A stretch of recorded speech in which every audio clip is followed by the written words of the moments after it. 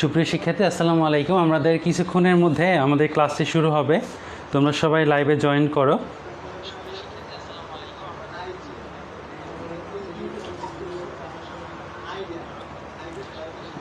আমরা কিছুক্ষণের মধ্যে আমাদের অর্গানিক কেমিস্ট্রির আজকে সবচেয়ে ইম্পর্টেন্ট টপিকের মধ্যে চলে যাব।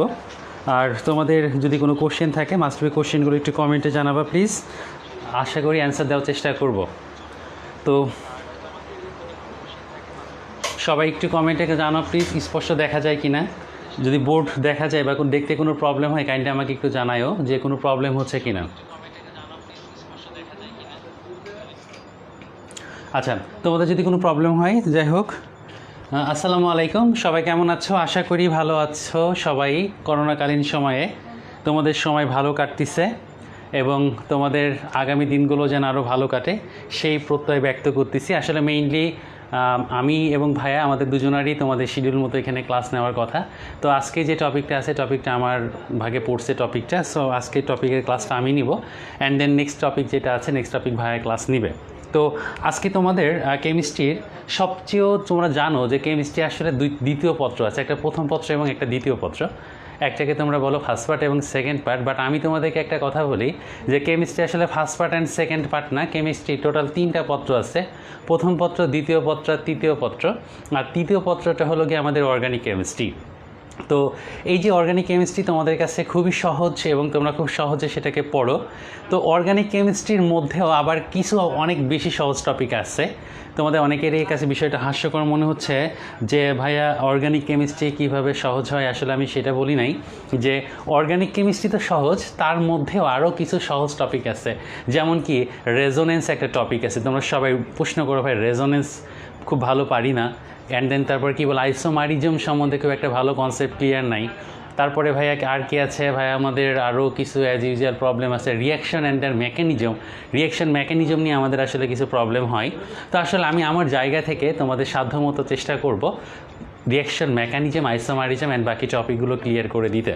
তো সবাই আমরা শুরু করব। তো শুরু করার আগে সবাইকে মাস্ট বি খাতা কলম নিয়ে রেডি হয়ে যাও, এবং যদি কখনো শুনতে সমস্যা হয় কাইন্ডলি আমাকে একটু কমেন্টে জানাবা, এবং তোমাদের যদি কোনো কোশ্চেন থাকে মাস্ট বি সেটাকে কমেন্টে জানাবা, আমি অ্যান্সার দেওয়ার চেষ্টা করব।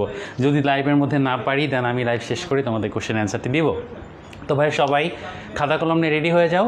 আজকে আমি তোমাদেরকে প্রথমে একটা কথাই বলবো যে ভুল থেকে শিক্ষা নাও, আর ভুলকে সারা জীবন ভুল মনে করে থাকাটা একটা বড় ভুল। তো কথাটা হয়তো কিছু বোঝো নাই, আমি বোঝানোর জন্য বলিও নাই। যেমন দেখো, আজকে আমাদের প্রথম টপিক হলো organic reaction and their mechanism. আমরা বিক্রিয়ার কৌশল, জৈব বিক্রিয়ার কৌশল যেটাকে বলে, বা রিয়াকশন মেকানিজমটা পরে স্টার্ট করব। তো রিয়াকশন মেকানিজম পরে স্টার্ট করতে হলে সর্বপ্রথম আমাদেরকে দুইটা কনসেপ্ট, যদিও তোমরা পড়েছো তারপর আমি তোমাদেরকে বলবো ভাই এই দুইটা কনসেপ্ট একটু ভালো করে ক্লিয়ার করে নাও, রিমাইন্ড করে নাও। নাম্বার 1 দেখো, আক্রমণকারী বিকারক মানে অ্যাটাকিং রিয়েজেন্ট। আক্রমণকারী বিকারক বা যেটাকে আমরা বলি অ্যাটাকিং রিয়েজেন্ট। তো আক্রমণকারী বিকারক বা attacking reagent, what is attacking reagent বা কোনটা আক্রমণকারী বিকারক বা অ্যাটাকিং রিয়েজেন্ট, এটা আসলে কি, এটা আমাদেরকে খুব ভালোভাবে বুঝতে হবে। তো সবাই একটু মনোযোগ দিয়ে খেয়াল করো। আক্রমণকারী বিকারক, দেখো আমরা যদি ছোটোবেলা থেকে আমাদের রাদারফোর্ড পরমাণু মডেলের মধ্যে চলে যাই, মানে আমাদের যেটা রাদারফোর্ড পরমাণু মডেল, এই মডেলের মধ্যে যদি আমরা যাই তাহলে আমরা একটা বিষয় খেয়াল করব যে পরমাণুর কেন্দ্রস্থলে কী আছে, দেখা এক জায়গাতে নিউক্লিয়াস আছে এবং আরেক জায়গাতে কী আছে বলতো, ইলেকট্রন আছে। তার মানে কেউ ইলেকট্রনকে পছন্দ করে, আবার কেউ নিউক্লিয়াসকে পছন্দ করে, যেটাকে আমরা বলি ইলেকট্রন লাভার অ্যান্ড নিউক্লিয়াস লাভার। তো যাই হোক, তো ইলেকট্রনের চার্জটা হইল কি নেগেটিভ, ইলেকট্রনের চার্জটা হলো গিয়ে কী বললাম বলো তো, নেগেটিভ, এবং নিউক্লিয়াসের চার্জটা হলো কি পজিটিভ। তো এই যে আক্রমণকারী বিকারকটাকে আমরা মেইনলি দুইটা ভাগে ভাগ করতে পারি, তোমাদের পাঠ্য বইয়ে বলা আছে। আমাদের সুন্দর সুন্দর রাইটারগুলো যেমন আছে হাজারি এবং নাগ, কবির হক ইসলাম, আমাদের সুন্দর অনেকগুলো রাইটার আছে, তারা খুব ভালো করে বলেছে যে আসলে ইলেকট্রোফাইল হচ্ছে দুই ধরনের, একটা ধনাত্মক ইলেকট্রোফাইল এবং আরেকটি হলো প্রশম ইলেকট্রোফাইল। যদিও কনসেপ্টে আসলে ভুল, আসলে ভুল থেকে আমাদের শিক্ষা নিতে হবে। আসলে আমরা ইলেকট্রোফাইলকে 3টা ভাগে ভাগ করতে পারি। একটা হলো ইলেকট্রোফাইল পজিটিভ। দেখো ইলেকট্রনের চার্জটা হলো কি নেগেটিভ। মনে করো তুমি রাস্তা দিয়ে হাঁটতেছো, রাস্তা দিয়ে হাঁটতে হাঁটতে তুমি যদি ছেলে হও তোমার অ্যাট্রাকশন কার প্রতি জাগবে? মেয়ের প্রতি। তুমি যদি মেয়ে হও তোমার অ্যাট্রাকশন থাকবে কার প্রতি? ছেলের প্রতি। আর তুমি যদি কিছুই না হও তোমার কোনো অ্যাট্রাকশন আসবে না। পৃথিবীর সব কিছুর মূলে অ্যাট্রাকশন। তো ভালো করে খেয়াল করো, সেটা হলো গিয়ে এই যে ইলেকট্রনের চার্জটা হলো আমার কি বলো তো নেগেটিভ। তাহলে কাউকে যদি নেগেটিভকে আকর্ষণ করতে হয় তাহলে তার চার্জটা কেমন হওয়া লাগবে বলো তো? পজিটিভ। তো ইলেকট্রোফাইলের আমাদের একটা ক্লাসিফিকেশন আছে, এটাকে আমরা বলি ইলেকট্রোফাইল পজিটিভ, এবং আর একটা ক্লাসিফিকেশন আছে যেটাকে আমরা বলি ভাইয়া ইলেকট্রোফাইল প্রশম। ইলেকট্রোফাইল কী বললাম বলো তো? প্রশম। তাহলে ইলেকট্রোফাইল পজিটিভ এবং ইলেকট্রোফাইল কী বললাম বলো তো ভাইয়া? প্রশম। এখন দেখো এই দুইটাই আমাদের পাঠ্য বইয়ে আলোচনা করা আছে, কিন্তু ভাইয়া তুমি যদি একটা বই খোলো ইন্ট্রোডাকশন টু অর্গানিক কেমিস্ট্রি বাহাল অ্যান্ড বাহাসারের বইয়ের চ্যাপ্টার 6 পেজ নম্বর 86, খুব সুন্দর করে একটা কথা বলা আছে, ইলেকট্রোফাইলকে আমরা 3টা ভাগে ভাগ করতে পারি। ইলেকট্রোফাইলকে কয়টা ভাগে ভাগ করতে পারি? 3টা ভাগে ভাগ করতে পারি। সেটা হচ্ছে আর একটা ভাগ তাহলে কি ভাইয়া? একটি ইলেকট্রোফাইল পজিটিভ, ইলেকট্রোফাইল প্রশম, এবং আরেকটাকে বলা হয় পোলার ফাংশনাল গ্রুপ ইলেকট্রোফাইল। পোলার ফাংশনাল গ্রুপ ইলেকট্রোফাইল। তাহলে পোলার ফাংশনাল গ্রুপ মানে কি? যে ফাংশনাল গ্রুপগুলোর মধ্যে কি আছে দেখো? পোল আছে, মানে প্রান্ত আছে, সেগুলো এক ধরনের কি বললাম? ইলেকট্রোফাইল। তো দেখো ভাইয়া, তাহলে ইলেকট্রোফাইল আমার 3 ধরনের, একটি ইলেকট্রোফাইল পজিটিভ, একটি ইলেকট্রোফাইল প্রশম, আর একটা হলো গিয়ে আমাদের পোলার ফাংশনাল গ্রুপ ইলেকট্রোফাইল। তো এখন দেখো ভাই, আমি এটা এখন তোমাদের বইয়ে লেখা আছে, আমাদের স্যারেরা খুব সুন্দর করে লিখেছে, সকল পজিটিভ চার্জযুক্ত ইলেকট্রোফাইল হলো, মানে সকল পজিটিভ চার্জযুক্ত যৌগ পৃথিবীতে যতগুলো আছে দেয়ার ইলেকট্রোফাইল। সকল পজিটিভ চার্জযুক্ত যৌগ আমাদের পাঠ্য বই যতগুলো আছে দেয়ার দি ইলেকট্রোফাইল। আসলে কনসেপ্টটি ভুল। মনোযোগ দিয়ে খেয়াল করো, পজিটিভ চার্জ থাকলে হ্যাঁ ইলেকট্রোফাইল পজিটিভ, দ্যাট মিনস তার মাথার উপর কোন চার্জটা থাকবে? পজিটিভ চার্জ থাকবে। যেমন কি দেখো, ক্লোরোনিয়াম আয়ন, ব্রোমোনিয়াম আয়ন, হাইড্রোনিয়াম আয়ন, এই যে প্লাস চার্জ থাকলে সেটা ইলেকট্রোফাইল, বাট সবসময় plus charge are not electrophile. আমরা সবসময় প্লাস চার্জ থাকলে সেটাকে ইলেকট্রোফাইল বলতে পারবো না।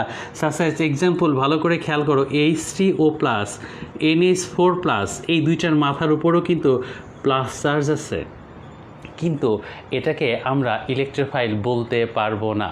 তোমাদের যাদের স্বপ্ন অনেক বিশাল, তোমরা ইঞ্জিনিয়ারিংয়ে পরীক্ষা দিবা বা তোমরা সাস্টে পরীক্ষা দিবা, তুমি একটা ভালো ইঞ্জিনিয়ার হবা, তো তোমাদের যাদের স্বপ্ন আছে অনেক বিশাল, তাদের জন্য কথাটা বলে রাখি, H3O+ অ্যান্ড NH4+, দুটার মাথার উপরই পজিটিভ চার্জ আছে, but they are the not electrophile, তার ইলেকট্রোফাইল নয়। কারণ দেখো, ইলেকট্রোফাইল কারা? যাদের ইলেকট্রন লাভার, মানে ইলেকট্রনের প্রতি অ্যাট্রাকশন আছে, বাট H3O+ অ্যান্ড NH4+, এদের ইলেকট্রনের প্রতি কোনো অ্যাট্রাকশন নাই। সো এই দুইটার উপর পজিটিভ চার্জ থাকলেও তারা ইলেকট্রোফাইল হবে না। এরপরে দেখো, আমরা গ্রুপ 1-এর মৌল, যতগুলো মৌল আছে, hydrogen, lithium, sodium, potassium, rubidium, caesium, francium, hydrogen বাদে সবগুলোকে আমরা কি বলি? ক্ষার ধাতু। 2A গ্রুপের মৌল যতগুলো আছে, beryllium, magnesium, calcium, strontium, and then barium and radium, এই মৌলগুলোকে আমরা বলি মৃৎক্ষার ধাতু। পৃথিবীতে যতগুলো ক্ষার ধাতু এবং মৃৎক্ষার ধাতু, যেমন দেখো একটা আয়ন আমি গঠন করলাম সোডিয়াম প্লাস, এটা কি ইলেকট্রোফাইল হবে? আসলে না, এটি ইলেকট্রোফাইল নয়। ক্ষার ধাতু এবং মৃৎক্ষার ধাতু সোডিয়াম প্লাস কখন হয়? সোডিয়ামের জীবনে প্রচণ্ড স্বপ্ন ছিল। যেমন দেখো, তোমাদের জীবনে প্রচণ্ড একটা স্বপ্ন আছে যে তোমরা এতদিন যাবৎ পড়াশোনা করে তোমাদের সবার শেষ কক্ষপথে 7টি ইলেকট্রন অর্জন করেছো। তোমরা আরেকটি ইলেকট্রন বলতে ইউনিভার্সিটিতে মেডিকেলে বা ইঞ্জিনিয়ারিংয়ে একটা চান্স অর্জন করে তোমরা তোমাদের অষ্টকটাকে পূরণ করবা। তো সোডিয়াম অনেক কষ্টে তার অষ্টক অর্জন করেছে, সে কি আর ইলেকট্রনের প্রতি অ্যাট্রাকশন দেখাবে? তার মানে গ্রুপ 2A এবং 1A এবং গ্রুপ 2A, মানে তোমাদের বর্তমান বইয়ে যেটাকে গ্রুপ 1 নম্বর এবং গ্রুপ 2 নম্বর বলা আছে, এই দুইটা গ্রুপের পজিটিভ চার্জযুক্ত কেউই ইলেকট্রোফাইল হবে না। কথা বুঝতে পারছো? ওকে, ফাইন। তাহলে H3O+, NH4+, 1 নম্বর গ্রুপ এবং 2 নম্বর গ্রুপের যতগুলো আয়ন আছে তারা ইলেকট্রোফাইল হবে না। ওকে, ক্লিয়ার হলে তোমরা একটু আমাকে কমেন্টে জানাও। তোমরা কাইন্ডলি আমাকে একটু কমেন্টে জানাও যে সেটা হচ্ছে ভাই তোমরা এটা বিষয়টা বুঝতে পারছো কি না। একজন আমাকে প্রশ্ন করেছে, ভাই ডিউরেশন কতক্ষণ? ডিউরেশন হচ্ছে যতক্ষণ তোমরা নিতে পারবা বা যতক্ষণ তোমরা বুঝতে পারবা, সেটাই হলো কি আমার ডিউরেশন। তো দেখো ভাইয়া, এই জায়গায় একটা স্পেশাল কেস আছে, এটা আমাদের আর ডি মদন স্যারের বইয়ে আমাদের হচ্ছে এটা হচ্ছে অনেক হায়ার লেভেলের একটা কনসেপ্ট, বাট এটা থেকে আমাদের কোশ্চেন আসে পরীক্ষাতে। বাট কনসেপ্টটা খুব হায়ার লেভেলের, অনেক হায়ার, বড় একজন সায়েন্টিস্ট মিলে এটা প্রমাণ করেছে। দেখো H3O+, এই H3O+কে যদি আমি অ্যাকুয়াস সলিউশনের মধ্যে নিয়ে আসি, ভালো করে বোঝার চেষ্টা করো, আমি H3O+কে কোথায় নিয়ে আসি? In aqueous solution. যখন আমি H3O+কে অ্যাকুয়াস সলিউশনের মধ্যে নিয়ে আসলাম, তখন দেখো এখান থেকে যেটা তৈরি হচ্ছে H2O+ হলো গিয়ে আমাদের কি H+, H2O and then H+। এখন দেখো এই যে H+, এই H+-এর আমার কি ইলেকট্রনের ঘাটতি আছে, সে কি করতে চায়? ইলেকট্রনটারে গ্রহণ করতে চায়। দ্যাট মিন্স যখন আমি H3O+কে অ্যাকুয়াস সলিউশনের মধ্যে দিব, তখন সেটা ইলেকট্রোফাইলের মতো আচরণ করবে। কথা বোঝা গেল? H3O+কে যখন আমরা অ্যাকুয়াস সলিউশনের মধ্যে দিব, তখন সেটা আমাদের ইলেকট্রোফাইলের মতো আচরণ করবে। ঠিক সেম প্রসেসে NH4+কে যখন আমরা অ্যাকুয়াস সলিউশনের মধ্যে দিব, তখন সেটা ইলেকট্রোফাইলের মতো আচরণ করবে। তাহলে H3O+ in aqueous, NH4+ in aqueous, they are the electrophile.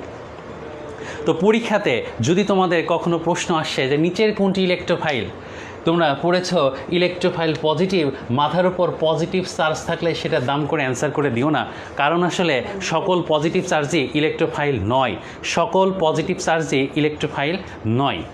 কথা বোঝা গেল? তাহলে কোন পজিটিভ চার্জগুলি ইলেকট্রোফাইল নয় সেটা তোমাদেরকে ব্যাখ্যা করে দিলাম। এরপরে দেখো আরেকটা কন্ডিশন হলো H3O+ অ্যান্ড NH4+, এই দুইটাকে যখন আমি অ্যাকুয়াস সলিউশনের মধ্যে দিব, তখন সেটা আমার কি হবে? ইলেকট্রোফাইল। যদি পরীক্ষায় বলে তাহলে আর কি ভুল করবা? সবাই কি বুঝতে পারছো? যদি বুঝে থাকো তাহলে একটু কাইন্ডলি আমাকে কমেন্টে জানিও। এবার দেখো ইলেকট্রোফাইল প্রশ্রম মানে যাদের কি আছে অষ্টক সংকুচিত, মানে অষ্টক পূরণ হয়নি, জীবনে বহু চেষ্টা করেছে, মানুষ জীবনে অনেক চেষ্টা করে, তুমিও তোমার মতো অনেক চেষ্টা করতেছো, সবাই অনেক চেষ্টা করে, আমিও চেষ্টা করি, তুমিও চেষ্টা করো।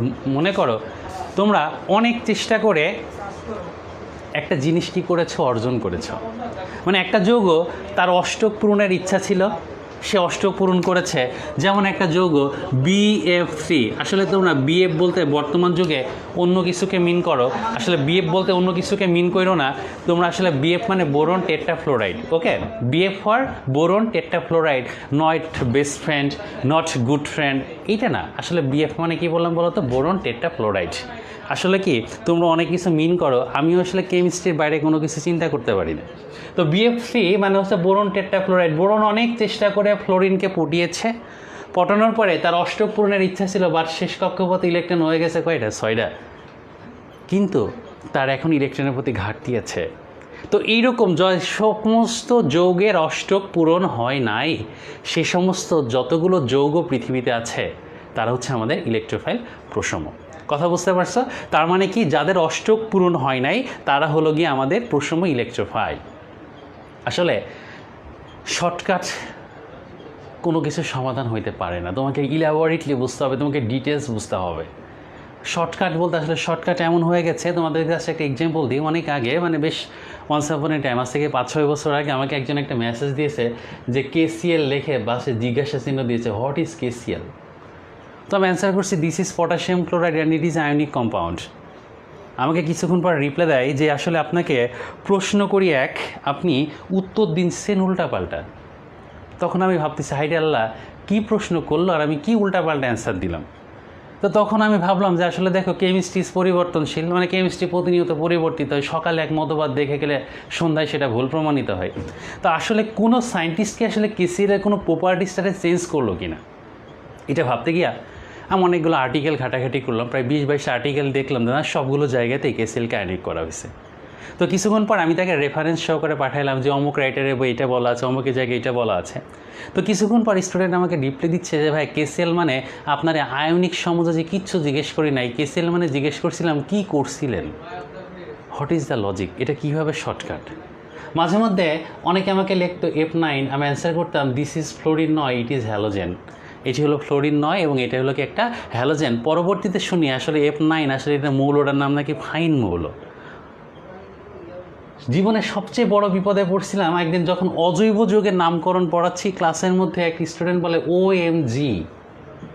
তখন আমি ওকে বলতেছি ভাই এটা আসলে সঠিক প্রসেস নয়, সঠিক প্রসেস হলো আগে ক্যাটায়ন পরে অ্যানায়ন, মানে ম্যাগনেসিয়াম অক্সাইড। পরে শুনি আসলে না, যৌগটা নাকি ম্যাগনেসিয়াম অক্সাইড না, যৌগটা নাকি কি ও মাই গড যৌগ। তো যাই হোক, তোমাদের শর্টকাট আর আমার কেমিস্ট্রি শর্টকাটের সাথে মিলে না। তো এই জন্য তোমাদেরকে বোঝানোর জন্য এইগুলো আমরা অ্যান্সার করার চেষ্টা করতেছি। একজন আমাকে বলেছে অষ্টক পূরণ হয় নাই, তারপরও বিক্রিয়া করে কেন? কারণ পৃথিবীর সমস্ত মৌলের ইলেকট্রনের প্রতি একটা অ্যাট্রাকশন থাকবে, সে সবসময় চেষ্টা করবে তার অষ্টকটাকে পূরণ করার জন্য। তুমি দেখো যে ছেলেটা বা যে ভাইয়া প্রশ্ন করেছো, তোমার জীবনে দেখো অনেক কিছু অর্জন করেছো, অনেক পড়াশোনা অর্জন করেছো, এরপরও তোমাকে ভার্সিটিতে চান্স পাওয়ার জন্য তুমি কন্টিনিউয়াস প্রসেসে ট্রাই করে যাচ্ছ। This is the logic. এখন দেখো আমরা কি বলবো, তো পৃথিবীতে যতগুলো অসম্পূর্ণ অষ্টক যৌগ আছে, সেই অসম্পূর্ণ অষ্টক হলো গিয়ে প্রশম ইলেকট্রোফাইল। এবং আরেকটা কথা মনে রাখো, পৃথিবীতে যতগুলো লুইস অ্যাসিড আছে, এই লুইস নামটা বলতে গেলে আবার অন্য কিছু মনে চোখ করো না, লুইস অ্যাসিড যাদেরকে একজোড়া ইলেকট্রন গ্রহণের সক্ষম পদার্থ, এই লুইস অ্যাসিডগুলোকেও আমরা বলি প্রশম ইলেকট্রোফাইল। বলো ভাই এই নিয়ে পেশাল পাইলেন না, আপনি পোলার ফাংশনাল গ্রুপ নতুন একটা কনসেপ্ট আনছেন, সেটা আমাদেরকে বোঝান। আরে পোলার ফাংশনাল গ্রুপ মানে কিছু না বাচ্চা, ভালো করে খেয়াল করো, সি বন্ড ও কার্বন এবং অক্সিজেন, এই দুইটা মৌলরে আমরা এক জায়গাতে নিয়ে এসেছি। ভালো করে খেয়াল করো, কার্বন এবং অক্সিজেনের মাঝে তড়িৎ ঋণাত্মকতার পার্থক্য আছে।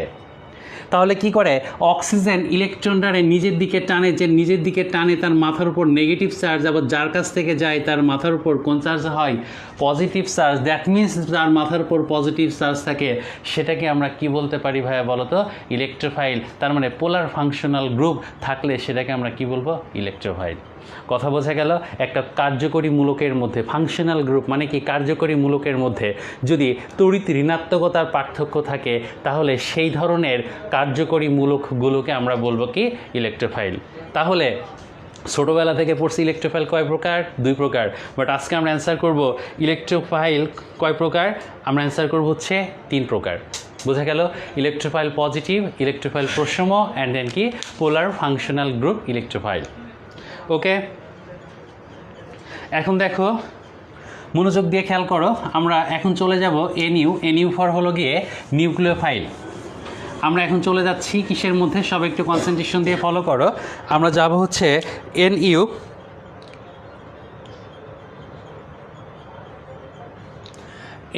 সবাই একটু মনোযোগ দিয়ে খেয়াল করো। এনইউ, অনেকে মনে করে ভাই এনইউ ফর হচ্ছে কি ন্যাশনাল ইউনিভার্সিটি। আসলে ভাইয়া NU is not national university, NU হইল গিয়ে নিউক্লিওফাইল। এনইউ মানে কি বললাম বলো তো, নিউক্লিওফাইল। অনেকে মনে করে ভাই এনইউ হচ্ছে ন্যাশনাল ইউনিভার্সিটি।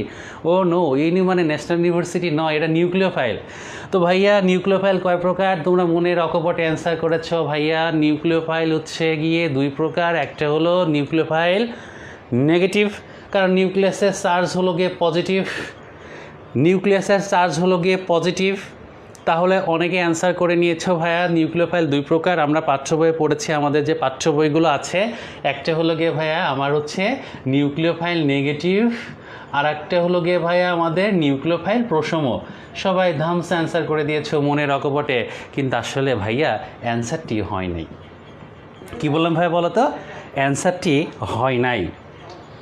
ভাই আইসোমারিজম কবে পড়াবেন? এরে বাচ্চা আজকে আইসোমারিজম পড়াবো, খুব ধৈর্য ধরে অপেক্ষা করেন। আজকে reaction mechanism and then isomerism শেষ করে তারপরে যাব। ওকে, তো সবাই একটু ভালো করে খেয়াল করো, কনসেন্ট্রেশন দিয়ে। এনইউ নেগেটিভ, এনইউ প্রশম অ্যান্সারটি করেছে হয় নাই। Introduction to organic chemistry, Harts and Todd, heavy big একটা রাইটার। অক্সফোর্ড থেকে 2 ভদ্রলোক পিএইচডি করেছে। আসলে তাদের বইয়ের মধ্যে chapter 10 organic reaction and their mechanism, সেখানে বললো নিউক্লিওফাইল আসলে 4 ধরনের, নিউক্লিওফাইল নেগেটিভ, নিউক্লিওফাইল প্রশম, তারপরে বললো অর্গানোমেটালিক কম্পাউন্ড।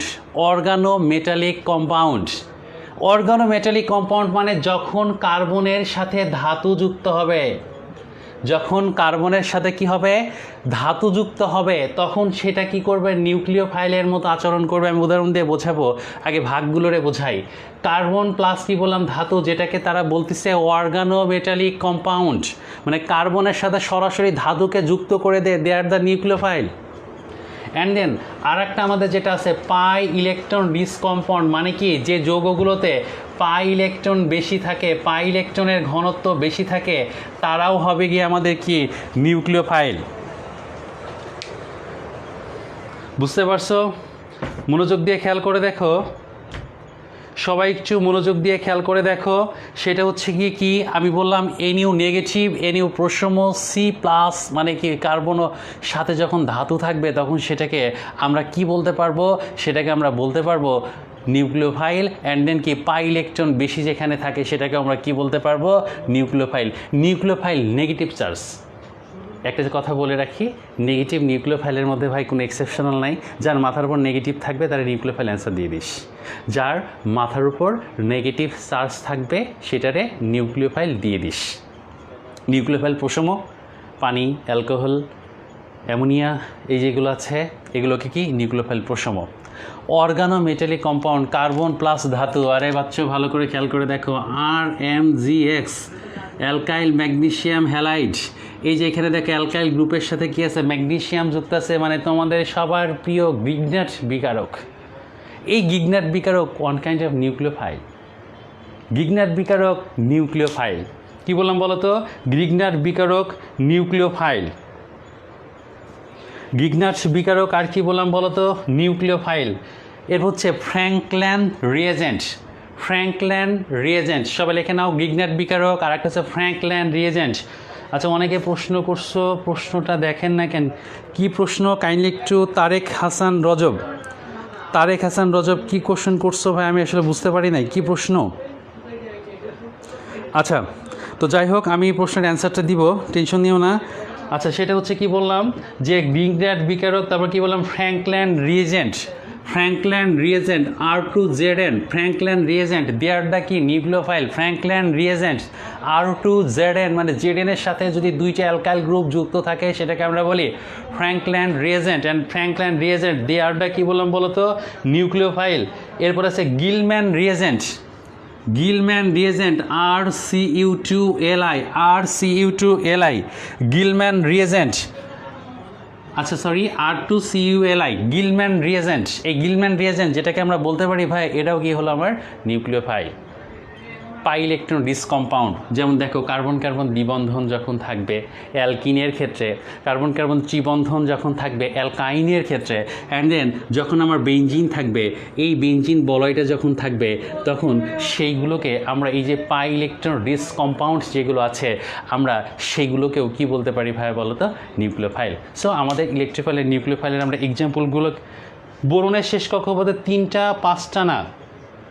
আসলে ভাইয়া তুমি যে প্রশ্নটা করছো, বোরনের শেষ কক্ষপথে 3টে ইলেকট্রন আছে, এটা তুমিও জানো আমিও জানি। অ্যান্ড দেন দেখো এই 3টার সাথে ফ্লোরিন 3টি ইলেকট্রন শেয়ার করতেছে। তো শেয়ার করার পরে কী হচ্ছে? BF3 হচ্ছে, তার এক জোড়া ইলেকট্রন ঘাটতি আছে। তার যে এক জোড়া ইলেকট্রন ঘাটতি আছে, এই এক জোড়া ইলেকট্রন সে নিয়ে তার অষ্টকটাকে পূরণ করার চেষ্টা করে। আসলে এই কথাটাই বলা হয়েছে। তো সবাই একটু মনোযোগ দিয়ে খেয়াল করো, সবাই একটু কনসেন্ট্রেশন প্লিজ। আমরা তাহলে নিউক্লিওফাইল কয়টা দেখলাম ভাই বলো তো? নিউক্লিওফাইল 4টা, বাট আমাদের কিতাবগুলোতে মানে আমাদের পাঠ্য বইয়ে এই 2টার কথা আলোচনা করা আছে। তো ভাই দেখো আমরা আসলে কোনো কিছু করব না এখন। ভাই তোমাদেরকে আমি একটা কথা বলে আমি অর্গানিক রিয়াকশন অ্যান্ড দেয়ার মেকানিজমের মধ্যে ঢুকবো। তো তোমাদের সবার কাছ থেকে আমি যে কথাটা বলবো, যে তুমি একজন কমেন্ট করছে ভাই জীবনে শুনি নাই, তোকে জীবনে শুনতে হবে না, পরীক্ষার হলে গিয়ে অ্যান্সার করবি। জীবনে শুনিস না, আজকে শুনলি, এবার পরীক্ষার হলে গিয়ে অ্যান্সার করবি। ওকে? কারণ হচ্ছে ভালো করে খেয়াল কর, সাস্টে আজ থেকে 4 বছর আগে ভর্তি পরীক্ষায় বলল নিচের কোনটি ফ্র্যাঙ্কল্যান্ড রিয়েজেন্টস। একটা স্টুডেন্ট আমাদের ফোন দিয়ে বলে ভাই প্রশ্ন তো সিলেবাসের বাইরে থেকে এসে। আরে বাটপার, অর্গ্যানিকের কোনো সিলেবাসের বাইরে বলে কিছু নেই, তোরা জানতে হবে, বাঁচতে হলেই জানতে হবে, তাই কি না? তো দেখো আমি এখন তোমাদের সামনে মেকানিজমটাকে পড়াবো। তো তোমাদের কাছে একটা রিকোয়েস্ট হলো, আমি যতক্ষণ মেকানিজম পড়াবো এবং আমি যেটা বলবো আজকে বাসায় যারা ক্লাসটি দেখতেছো এবং যারা ক্লাসটি দেখবা, আমি যে কথাগুলো বলবো রাত্রে ঘুমানোর আগে 5টা মিনিট ধরে নিজের মানুষ্য পরে, অনেকেই অনেক কিছু ভাবো, জীবন অনেক কিছু ভাবি, আমরা ঘুমানোর আগে অনেক কিছু চিন্তা করি। তো আমরা আজকে একটু অর্গানিক নিয়ে চিন্তা করে ঘুমাতে যাবো। ওকে? এবং আমি যে কথাগুলো বলবো এখান থেকে তোমার অর্গানিকের 60% রিয়াকশন তুমি নিজে থেকে পারবা। আর যদি নিজে থেকে না পারো তাহলে আমাকে জিজ্ঞেস করে আমি অ্যান্সার দিয়ে দিব, নো প্রবলেম। বাট আমি তোমাকে কনফিডেন্স সহকারে বলতেছি তুমি 60% রিয়াকশন নিজে থেকেই পারবা। তো শুরু করি আমরা, সবাই কনসেন্ট্রেশন দিয়ে খেয়াল করো। Okay fine. দেখো আসলে মেকানিজম পড়াতে হলে আমাকে সর্বপ্রথম ঢুকতে হয় কোথায়, ROH, অ্যালকোহল। তোমাদের হেভি ফেভারিট একটা জিনিস অ্যালকোহল সবার খুবই ফেভারিট একটা জিনিস। বর্তমানে অ্যালকোহলের প্রচুর ব্যবহার হয়। কি কাজে ব্যবহার করা হয় ভাই? যে হ্যান্ড স্যানিটাইজার, করোনা কিলিংয়ের কাজে। আবার অনেকে বললো না ভাই খাওয়ার কাজে ব্যবহার করা হয়। আসলে অ্যালকোহল খাওয়ার কাজে ব্যবহার করা হয় না, অ্যালকোহল ওষুধ সামগ্রীতে বিভিন্ন প্রতিষ্ঠানে ইউজ করা হয়। তো দেখো ভাইয়া, এই অ্যালকোহলের সাথে অনেকেই রিয়াকশন করতে পারে।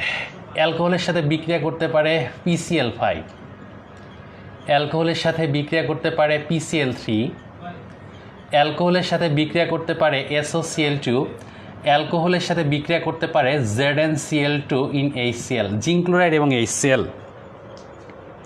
জিঙ্ক ক্লোরাইড এবং কি বললাম বলো তো, HCl। সবাই একটু মনোযোগ দিয়ে খেয়াল করে দেখো। তাহলে অ্যালকোহলের সাথে PCl5, PCl3, SOCl2, zinc chloride and HCl, এই 4টা কম্পোনেন্টস কী করতে পারে? অ্যালকোহলের সাথে বিক্রিয়া করতে পারে।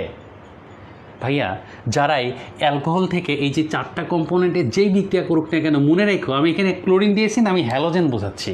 আমি প্রোডাক্টটা লিখলাম RX।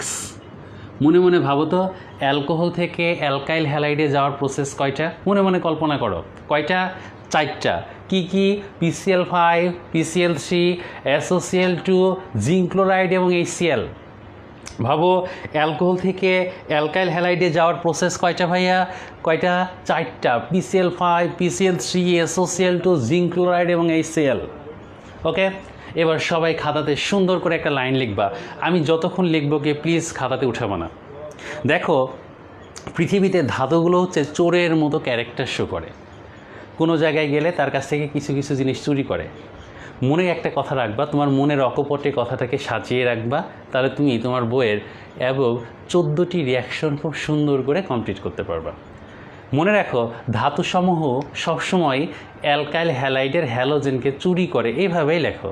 নেগেটিভ কিছু আমাদের বেশি মনে থাকে। তাহলে মনে করো অ্যালকাইল শক করে হ্যালোজেনকে বিয়ে করে নিয়ে আসছে, মানে অ্যালকাইলের খুব পছন্দ ছিল, সে হ্যালোজেনকে বিয়ে করবে, তো অ্যালকাইল হ্যালোজেনকে বিয়ে করছে। তো কি করছে? এই ধাতুসমূহ কি করছে? অ্যালকাইলের বউ যেটা ওয়াইফ, হ্যালোজেনটা কী করে? চুরি করে। তো এইভাবেই লেখো যে ধাতুসমূহ সবসময় অ্যালকাইল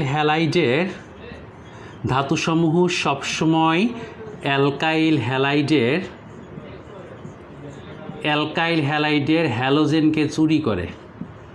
ধাতুসমূহ সবসময় অ্যালকাইল হ্যালাইডের হ্যালোজেনকে চুরি করে। কারে চুরি করে? অ্যালকাইল হ্যালাইডের হ্যালোজেনরে চুরি করে। তাহলে ধাতুসমূহ মনে করবা, তুমি একটু রোমান্স করে পড়বা। কেমিস্ট্রি আসলে একটু রসে ভরা রসায়ন, তুমি একটু রোমান্স করে পড়বে। অ্যালকাইল কী করেছে? হ্যালোজেনকে বিয়ে করেছে, অ্যান্ড দেন তার বাসাতে নিয়ে এসেছে রাতের আধারে। ধাতু কী করেছে? অ্যালকাইলের বউ হ্যালোজেনকে চুরি করেছে। তো এটা ভাই মনে রাখো। তাহলে ধাতু কারে চুরি করে? সবাই একটু অ্যান্সারে জানাবি ভাই, কারে চুরি করে ধাতু? ওকে ফাইন, অ্যান্সার দিচ্ছে দুই একজন। ওকে আচ্ছা, তো এখন দেখো আমি এই জায়গাতে একটা ধাতু নিয়ে এসেছি। ধাতুটা হলো গিয়ে আমাদের সোডিয়াম। আমি এখানে ধাতু OH নিয়ে এসেছি, অ্যাকোয়াচ। আমি এখানে নিয়ে এসেছি sodium hydroxide, NaOH, aqueous solution. আমি এখানে নিয়ে এসেছি KCN, পটাশিয়াম সায়ানাইড। আমি এখানে নিয়ে এসেছি RONA, এটা হলো গিয়ে আমাদের ধাতব অ্যালকক্সাইড। এখানে আমি নিয়ে এসেছি CH3COOAG, CH3COOAGটারে আমি এখানে নিয়ে এসেছি। সবাই একটু ভালো করে খেয়াল করো, তাহলে ধাতু চুরি করবে। এখন দেখো প্রথমে এখানে মেটাল কোনটা? ধাতু হচ্ছে কি? সোডিয়াম। প্রথম ধাতু কোনটা? সোডিয়াম। তাহলে বলো তো ভাইয়া সোডিয়াম কারে চুরি করবে? তোমরা অ্যান্সার করো ভাই, সোডিয়াম হ্যালোজেনকে চুরি করবে। তো তাহলে সোডিয়াম যদি হ্যালোজেনকে চুরি করে, তাহলে এখান থেকে কি হয়েছে বলো তো? Sodium halide. হ্যালোজেন নিয়ে গেছে কে? সোডিয়াম। কে পড়ে আছে? অ্যালকাইল। পৃথিবীর কোনো অ্যালকাইল কি একা থাকতে পারে? তোমরা বলবা না ভাই অ্যালকাইল একা থাকতে পারে না। এই অ্যালকাইল কি করে? আর একটা অ্যালকাইলের সাথে বন্ড করে, আর তখনই তৈরি হয় আমাদের অ্যালকেন। তাহলে ধাতু কারে চুরি করে? হ্যালোজেনকে। দেখো পটাশিয়াম হাইড্রোক্সাইড, পটাশিয়াম হাইড্রোক্সাইড। ধাতু কোনটা? তোমরা অ্যান্সার করবা ভাইয়া ধাতু হচ্ছে পটাশিয়াম। তোমরা অ্যান্সার করবা ধাতু হচ্ছে কি ভাইয়া বলো তো? পটাশিয়াম। ধাতু হচ্ছে কি? পটাশিয়াম। তাহলে বলো পটাশিয়াম কাকে চুরি করবে? তোমরা অ্যান্সার করবা ভাই হ্যালোজেনকে। তাহলে পটাশিয়াম যদি হ্যালোজেনকে চুরি করে তাহলে এখান থেকে কি হবে বলো তো? Potassium halide. তাহলে এখান থেকে পটাশিয়াম গেছে, এখান থেকে হ্যালোজেন গেছে, তাহলে এখানে কি আছে? আর আছে, এখানে কি আছে? ওএইচ আছে। তাহলে আর এবং ওএইচ এই দুইটাকে আমরা কি বলতে পারবো ভাই বলো তো? অ্যালকোহল। তাহলে অ্যালকাইল হ্যালাইড পটাশিয়াম হাইড্রোক্সাইড। বলো তো সোডিয়াম হাইড্রোক্সাইড ধাতু কোনটা? তোমরা অ্যান্সার করবো ভাই সোডিয়াম। তাহলে বলো সোডিয়াম কাকে চুরি করবে? তোমরা অ্যান্সার করবে ভাইয়া হ্যালোজেনকে চুরি করবে। তাহলে সোডিয়াম যদি হ্যালোজেনকে চুরি করে তাহলে সোডিয়াম হ্যালাইড। তাহলে সোডিয়াম আর হ্যালোজেন মিলে কী হয়েছে? Sodium halide. কে পড়ে আছে? আর এবং ওএইচ। আর এবং ওএইচ মিলে কী হয়েছে? অ্যালকোহল। দেখো তো ভাইয়া পটাশিয়াম সায়ানাইড পারা যাবে কি না? দেখো RONA, রোনা, কারণ নাম যদি রোনা হয় আমি এক্সট্রিমলি সরি। তাহলে RONA ধাতব অ্যালকক্সাইড। এখানে ধাতু কোনটা? সোডিয়াম। তাহলে বলো তো সোডিয়াম কাকে চুরি করবে? তোমরা অ্যান্সার করবা ভাইয়া হ্যালোজেনকে। তাহলে সোডিয়াম যদি হ্যালোজেনকে চুরি করে ভাইয়া তাহলে এখান থেকে কি হবে? Sodium halide. তাহলে এখান থেকে ভাই সোডিয়াম গেছে, এখান থেকে হ্যালোজেন গেছে, তাহলে এখানে কি আছে? আর ও, আর এখানে কি আছে? আর। CH3COOG ধাতু কোনটা? AG। সিলভার এখান থেকে কাকে চুরি করবে রে? হ্যালোজেনকে। তাহলে সিলভার যদি হ্যালোজেনকে চুরি করে তাহলে এখান থেকে কি হয়েছে? Silver halide. আর এখানে পড়ে আছে CH3COOR। তাহলে ভাই দেখো রিমাইন্ড করো, মনের ভিড়ে ঠাঁই দাও, অ্যালকোহল থেকে অ্যালকাইল হ্যালাইডে যাওয়ার প্রসেস কয়টা ভাই বলো তো? 4টা। ধাতু কাকে চুরি করে? হ্যালোজেনকে। দেখো এই যে সোডিয়াম যে প্রথম যে বিক্রিয়াটা হয়েছিল, বিক্রিয়াটার নাম কি বিক্রিয়া? উডস বিক্রিয়া। তাহলে অ্যালকাইল হ্যালাইড সোডিয়ামের সাথে বিক্রিয়া যেটা করলো, বিক্রিয়াটার নাম কি ছিল ভাই বলো তো? উডস বিক্রিয়া। বুঝেছি। এই যে RONA অ্যালকাইল হ্যালাইড ধাতব অ্যালকক্সাইডের সাথে যে বিক্রিয়াটা করলো, বিক্রিয়াটার নাম কি ছিল? তোমাদের এবার ইথার প্রস্তুতির একটা বিক্রিয়া, উইলিয়ামসন ইথার সংশ্লেষ মনে পড়ে? উইলিয়ামসন ইথার সংশ্লেষ তোমাদের মনে পড়ে কি? উইলিয়ামসন ইথার সংশ্লেষ। তো সবাই একটু ভালো করে খেয়াল করো, উইলিয়ামসন ইথার সংশ্লেষ। CH3COOG, এই যে AG আছে, AG রে তৈরি করলো, AG নিয়ে CH3COOR বিক্রিয়াটা আমরা বলতে পারি কি? এস্টারিফিকেশন। ওকে, আমি এখানে হ্যালোজেন ক্লোরিন নিয়েছি আর তোমাদের বোঝানোর জন্য এক্স লিখেছি, মানে তোমরা ফ্লোরিন, ক্লোরিন, ব্রোমিন, আয়োডিন যেটা ইচ্ছা সেটাকে দিতে পারবা। ওকে, তো তাহলে একটু রিমাইন্ড করো, অ্যালকোহল থেকে অ্যালকাইল হ্যালাইডে যাওয়ার প্রসেস কয়টা ভাবে বলো তো? 4টা। ধাতু কাকে চুরি করে? হ্যালোজেনকে। এটুকু মাথায় থাকবে না? সবাই কি বুঝতে পারছো? যদি বুঝে থাকো তাহলে একটু কমেন্টে প্লিজ জানাও যে বুঝতে পারছো কি না। সবাই কি বুঝেছো? একজন দিয়েছে জি ভাই। ওকে, ভালো করে খেয়াল করো।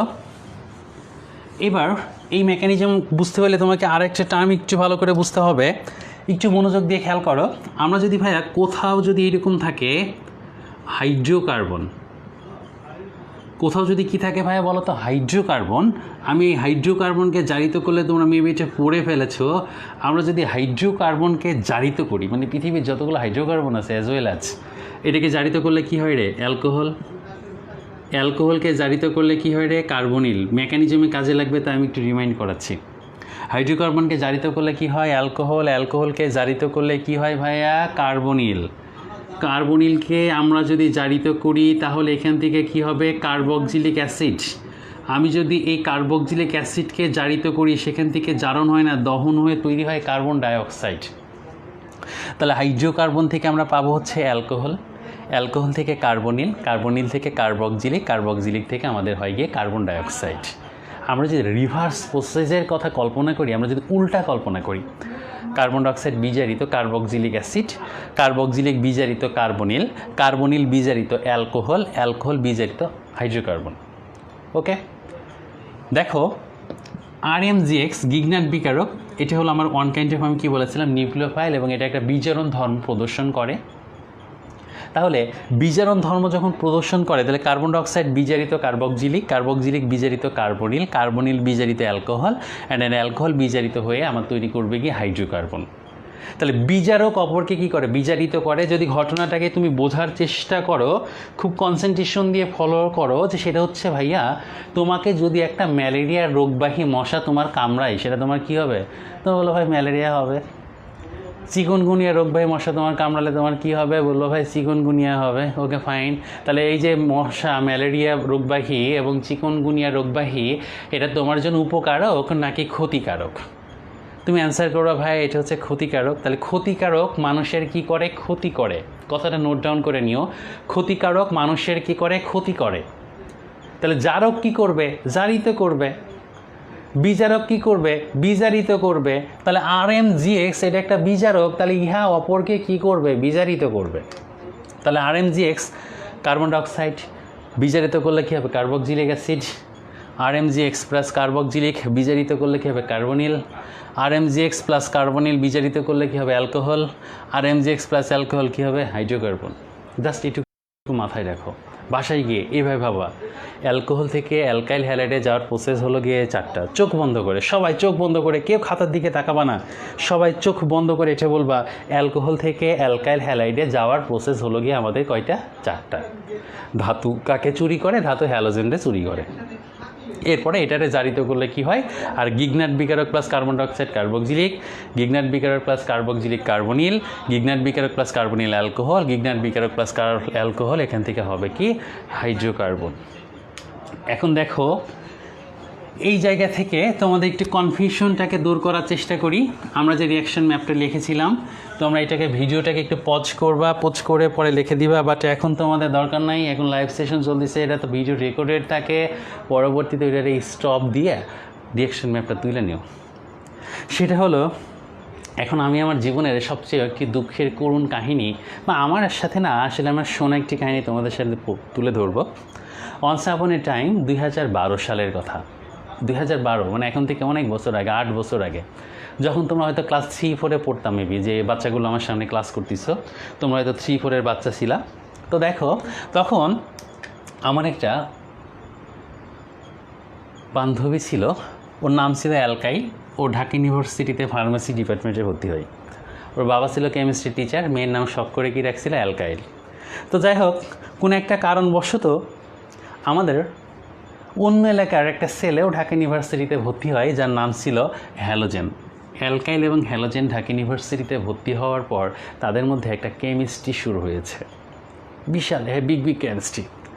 কিছুদিন পর ঢাকা ইউনিভার্সিটির ক্যাম্পাসে বেড়াতে আসছে বুয়েটের একটি ছেলে, যার ডাকনাম ছিল হাইড্রক্সিল। তাহলে অ্যালকাইল ঢাকা ইউনিভার্সিটিতে ভর্তি হয়েছে, হ্যালোজেনের সাথে একটি কেমিস্ট্রি হয়েছে, হ্যালোজেন একটি ছেলে। এখন ভাইয়া, আমার সামনে যে বাচ্চাগুলো ক্লাস করিতেছ, তোমাদের সবার কাছে একটি প্রশ্ন, বলো এটি হচ্ছে আমাদের ঢাকা ইউনিভার্সিটি এবং এটি হচ্ছে আমাদের বুয়েট, বলো তো কার সক্রিয়তা বেশি? বি ফর অন্য কিছু বোঝায়, BUET, ভালো করে লিখি। বলো তো কার সক্রিয়তা বেশি?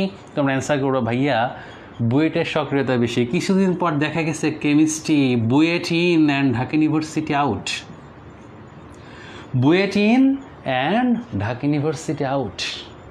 তাহলে এখন দেখো, এই যে OH, এটা ছিল একটা কি? BF ফর বয়ফ্রেন্ড, যার বাংলা হচ্ছে পতি। হ্যালোজেন ছিল কি? একটা BF মানে পতি। তাহলে এই পতি দ্বারা প্রতিস্থাপিত হয়েছে, যেটাকে আমরা বলতে পারি কি বিক্রিয়া ভাইয়া? প্রতিস্থাপন। কি বিক্রিয়া বলো তো? এই যে পতি দ্বারা পতিকে স্থাপিত করেছি, প্রতিস্থাপন। জাস্ট একটু বাংলা বানার একটা রেপ্লাইনে দিও, তাহলেই শেষ। তার মানে দেখো, একজন যখন আর একজনকে সরিয়ে দিচ্ছে মানে পতি দ্বারা পতিকে স্থাপন, যেটাকে আমরা বলতে পারি প্রতিস্থাপন বিক্রিয়া। ভাইয়া, বিক্রিয়ার প্রয়োজনীয় তাপমাত্রা মুখস্থ করার লাগে কি? মেকানিজমে বলে দেবো কোনটার জন্য তাপমাত্রা দরকার, কোনটার জন্য তাপমাত্রা দরকার নাই। প্রয়োজনীয় তাপমাত্রা কিছু জায়গায় লাগে। তাহলে দেখো, প্রতি দ্বারা প্রতীক স্থাপন, দ্যাট মিনস সেটা হলো কি আমাদের কি বলতো ভাইয়া? প্রতিস্থাপন। এখন দেখো ভাইয়া, কল্পনা করে এই যে OH আছে, এই OH এর মাথার উপর কোন চার্জ আছে? মাইনাস নাকি প্লাস? বলবো ভাইয়া মাইনাস চার্জ আছে। তাহলে এখন বলো তো, কারোর মাথার উপর যদি মাইনাস চার্জ থাকে, সেটা ইলেকট্রোফাইল নাকি নিউক্লিওফাইল? তোমরা বলবা কারোর মাথার ওপর যদি ভাইয়া মাইনাস চার্জ থাকে তাহলে সেটা হলো গিয়ে আমাদের কী ভাইয়া বলো তো, নিউক্লিওফাইল। তাহলে কারোর মাথার উপর যদি ভাইয়া মাইনাস চার্জ থাকে তাহলে সেটা হলো গিয়ে আমাদের নিউক্লিওফাইল। তাহলে দেখো এই নিউক্লিওফাইল কি বিক্রিয়া ঘটাচ্ছে? প্রতিস্থাপন বিক্রিয়া ঘটাচ্ছে। যে বিক্রিয়াটাকে আমরা এক জায়গায় বলতে পারি নিউক্লিওফাইল প্রতিস্থাপন বিক্রিয়া, বা যেটার ডাকনাম হলো গিয়ে আমাদের এসএন বিক্রিয়া, সাবস্টিটিউশন নিউক্লিওফাইল। যেটাকে আমরা বলতে পারি এসএন বিক্রিয়া মানে সাবস্টিটিউশন নিউক্লিওফাইল। বুঝতে পারছো? নিউক্লিওফাইল প্রতিস্থাপন বিক্রিয়া মানে কি? Substitution nucleophile. খুব ভালো করে মনে রাখো, এই এসএন বিক্রিয়া হলো পৃথিবীতে দুই ধরনের। একটাকে আমরা বলি SN1 এবং আরেকটা বিক্রিয়াকে আমরা বলি SN2। সাবস্টিটিউশন নিউক্লিওফাইল বিক্রিয়াকে আসলে SN1 এবং SN2, আসলে কথাটা বলতে গিয়ে আমার একটু কষ্ট হচ্ছে, কারণ এসএন বিক্রিয়া আসলে দুই ধরনের নয়, এসএন বিক্রিয়া 4 ধরনের। SN intermediate, SN base dependent reaction, কিন্তু আসলে আমাদের পাঠ্য বইয়ে কয়টা বলা আছে? 2টা। সো 2টা নিয়ে আলোচনা করি। একটা হলো কি SN1 এবং আরেকটা হলো কি বললাম বলো তো, SN2 মানে সাবস্টিটিউশন নিউক্লিওফাইল। SN1 এবং SN2 মানে হলো গিয়ে সাবস্টিটিউশন নিউক্লিওফাইল। এখন প্রশ্ন হলো ভাই SN1 এবং SN2 কখন হবে বা কীভাবে, এগুলো একটু বোঝানোর চেষ্টা করেন। একটা কথা মনে রাখো, এসএন ঘটে হচ্ছে 2 ধাপে, SN1 ঘটে হচ্ছে কয় ধাপে? 2 ধাপে। দেখো 1 মনে রাখবা একটা একটা, 1 মানে কি বললাম বলো তো? একটা একটা। ঘটনাটা বলি তাহলে তোমাদের জন্য সুবিধা হবে, আগে ঘটনাটা বোঝার চেষ্টা করো। এসএন মানে কি বললাম? একটা একটা। সেটা হলো গিয়ে কার্বনের সাথে হ্যালোজেনের একটা বন্ড আছে। এটা হলো কি আমার, তোমাদেরকে একটু ভালো করে বোঝাচ্ছি, CH3 বন্ড CH3। এটা হলো কি আমার 3 ডিগ্রি অ্যালকাইল হ্যালাইড। কয় degree alkyl halide? 3 degree alkyl halide. আমি অ্যালকাইল হ্যালাইডটা নিয়েছি, এটা আমার কয় ডিগ্রি অ্যালকাইল হ্যালাইড? 3 ডিগ্রি। আমি SN1 মানে কি বলেছি? একটা একটা করে ঘটবে। মানে প্রথম ধাপে জাস্ট কী হবে? ব্রেকআপ হবে। কি হবে? ব্রেকআপ হবে, মানে তাদের মধ্যে একটা ব্রেকআপ হবে। তো যদি ব্রেকআপ হয় তাহলে কি হচ্ছে? CH3 and then CH3 and then CH3। তাহলে ফার্স্ট স্টেপ, তাদের মধ্যে শুধু কি হয়েছে? ব্রেকআপ হয়েছে। ব্রেকআপ হওয়ার পরে এখানে একটি কার্বনিয়াম আয়ন তৈরি হয়েছে। তখন কার্বনিয়াম আয়ন মনে মনে বলে যে আর কত কাল একা থাকবো। সে একা থাকতে চাচ্ছে না, আর কত কাল সে একা থাকবে, তার একা থাকার ইচ্ছা নাই। সে তখন কি করেছে? সে তখন দ্বিতীয়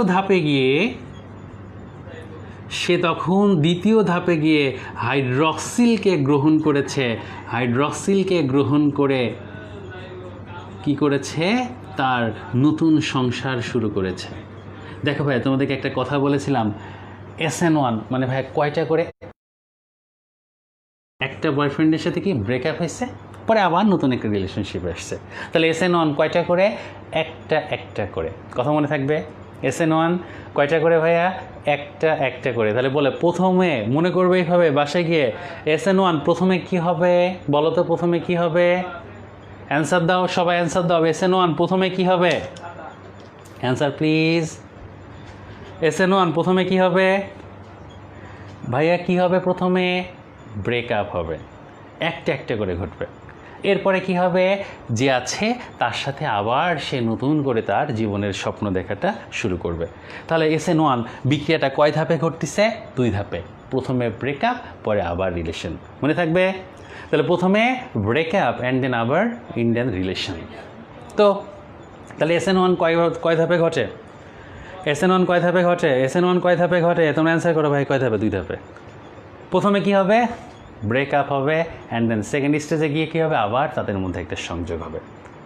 কথা বুঝতে পারছো? তাহলে SN1 ঘটে কয় ধাপে? 2 ধাপে। ওকে, এখন তোমাদের প্রশ্ন হলো ভাইয়া কোথায় SN1 বিক্রিয়া হয়, কোথায় SN2 বিক্রিয়া হয়?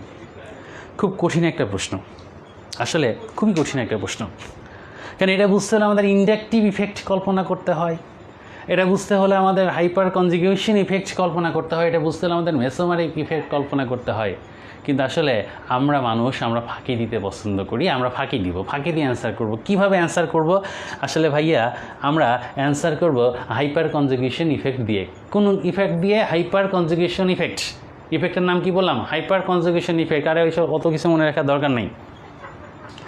SN1 কী তৈরি হয়? Carbonium ion. দেখো এই যে এখানে যখন ব্রেকডাউন হচ্ছে SN1 কার্বোক্যাটায়ন, তোমরা যেটাকে বলো কার্বোনিয়াম আয়ন, তাহলে SN1 অল টাইম তৈরি হবে কার্বোক্যাটায়ন, অথবা যেটাকে আমরা বলতে পারি কার্বোনিয়াম আয়ন। তাহলে দেখো তো ভাইয়া, কার্বোক্যাটায়ন তৈরি হচ্ছে, এটাও আমার একটি হলো গিয়ে কার্বোক্যাটায়ন,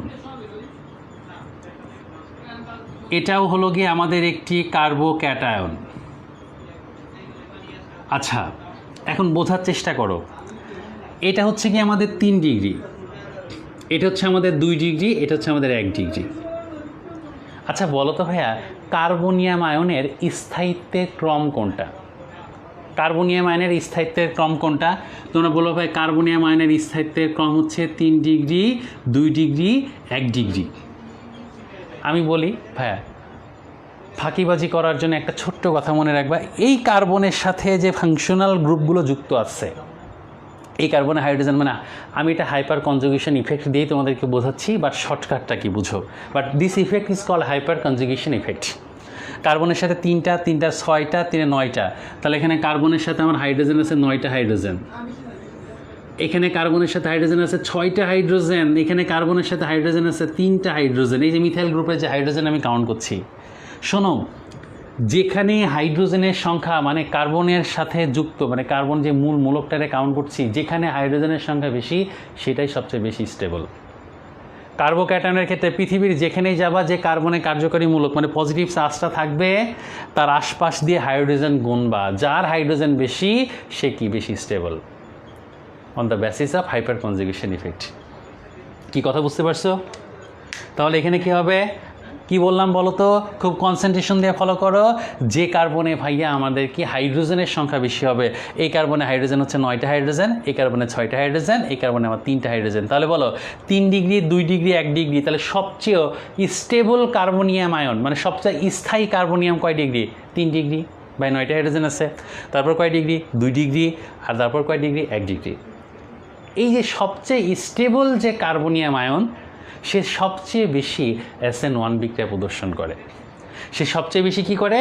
SN1 বিক্রিয়া প্রদর্শন করে। দ্যাট মিন্স যে ঘটনাটা ঘটবে ভাইয়া, SN1-এর যে সক্রিয়তার ক্রমটা হচ্ছে 3 ডিগ্রি, তারপর 2 ডিগ্রি, 1 ডিগ্রি। পরীক্ষায় প্রশ্ন হয় SN1-এর সক্রিয়তার ক্রম কেন 3 ডিগ্রি, 2 ডিগ্রি, 1 ডিগ্রি? ব্যাখ্যা করো। ব্যাখ্যাটা কি? আমরা জানি এখানে কি তৈরি হয়? কার্বোনিয়াম আয়ন তৈরি হয়, এবং আমরা জানি কার্বোনিয়াম আয়নের মধ্যে সবচেয়ে সক্রিয় হইল কয় ডিগ্রি? 3 ডিগ্রি। সো ক্রমটি হবে 3 ডিগ্রি, 2 ডিগ্রি এবং কয় ডিগ্রি ভাই বলো তো? 1 degree. This is the answer. এবার মনে মনে বলো, SN1 ঘটবে কয় ধাপে?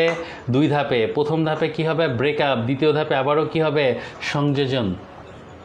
এবার ভাইয়া সবাই একটু ভালো করে খেয়াল করো, SN2, what is SN2? SN1 বলছিলাম না একবার একটা করে, আর SN2 মানে একসাথে 2টা। কি বললাম বলো তো? SN2 মানে কি? একসাথে 2টা।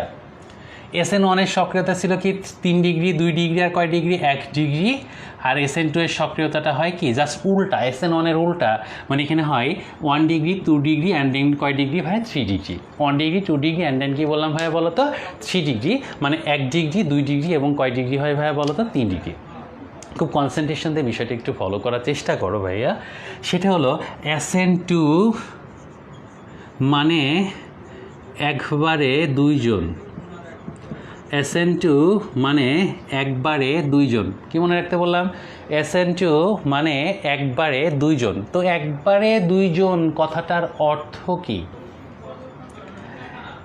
এইটা ছিল কার্বন, এখানে ছিল হাইড্রোজেন, এখানে ছিল হাইড্রোজেন, তার সাথে যুক্ত ছিল হ্যালোজেন। কিছুদিন পর তাদের ক্যাম্পাসে বেড়াতে আসলো হাইড্রক্সিল।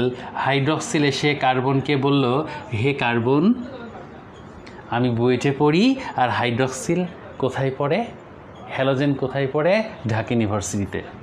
মেয়েটা তখন দুশ্চিন্তায় পড়ে গেল। ওই যে বাংলা মুভিতে একটা গান আছে না, যে বিধি তুমি বলে দাও আমি কার, বুয়েট এবং ঢাকা ইউনিভার্সিটি শুধু একটি কার্বনের দাবিদার। তখন যাই হোক, বাংলা মুভির একটা ডায়লগের, হ্যাঁ, সক্রিয়তার স্থায়িত্বের ক্রমটা হয় আলাদা। কার্বনিয়ামের স্থায়িত্বের ক্রমটা হচ্ছে 3 ডিগ্রি, 2 ডিগ্রি, 1 ডিগ্রি। আর যে যত বেশি স্টেবল সে তত বেশি SN1 বিক্রিয়া প্রদর্শন করে on the basis of hyper conjugation effect. বুঝতে পারছো যে কোশ্চেনটা করেছো যে ভাই সক্রিয়তার স্থায়িত্বের ক্রম আলাদা? হ্যাঁ ভাই, অবশ্যই সক্রিয়তা এবং স্থায়িত্বের ক্রমটি আলাদা, বাট যে সবচেয়ে বেশি স্টেবল সে সবচেয়ে বেশি প্রশিক্ষণ রিয়াকশন স্থলে থাকে এবং সে তত বেশি বিক্রিয়া প্রদর্শন করে। তো কার্বনিয়ামের স্থায়িত্বের ক্রম 3 ডিগ্রি, 2 ডিগ্রি, 1 ডিগ্রি, এবং ওটাই হলো SN1 বিক্রিয়ার ক্রম। বুঝতে পারছো? যেটা বেশি স্টেবল হয় সেটা বেশি SN1 বিক্রিয়াতে সাড়া দেয়। এটা দিয়ে কার্বনিয়ামের স্থায়িত্ব সক্রিয়তা ডাজ নট ডিপেন্ডেন্ট, মানে কার্বনিয়ামের যেটা স্থায়িত্বের ক্রম, মানে যে বেশি স্টেবল কার্বনিয়াম আয়ন সে তত বেশি রিয়াকশন প্রদর্শন করে। তো শোনো, তাহলে এও বলতেছে কার্বন আমার তোমাকে চাই, হাইড্রক্সিল বলতেছে কার্বন আমার তোমাকে চাই, কার্বন পড়ে গেছে বিপদে, আমি কোন দিকে যাব? তো তখন কি হয়েছে, এই ছিল সেই কার্বন একটা অবস্থান্তর অবস্থার মধ্যে চলে গেছে। একজন আছে সামনের দিক থেকে এবং আরেকজন বসে আছে পিছনের দিক থেকে। তখন কার্বন কল্পনা করতেছে তুমি বলে দাও আমি কার, মানে একটা অবস্থান্তর অবস্থার মধ্যে পড়ে গেছে, মানে যেটাকে বলে ট্রানজিশন স্টেট, মানে সক্রিয়ঙ্কিত জটিল অবস্থা। সে তার জীবনের সবচেয়ে জটিল সিচুয়েশনের মধ্যে পড়ে গেছে। আমি কি করবো বললাম না, SN2 মানে একবারে দুইজন, একজন বাম্পার থেকে একজন ডান পার থেকে। এই যে দেখো SN2 একজন বাম্পার থেকে একজন ডান পার থেকে, মানে একজন সামনে থেকে একজন পিছন থেকে একবারে কি হয়েছে, অ্যাটাচড হয়ে গেছে।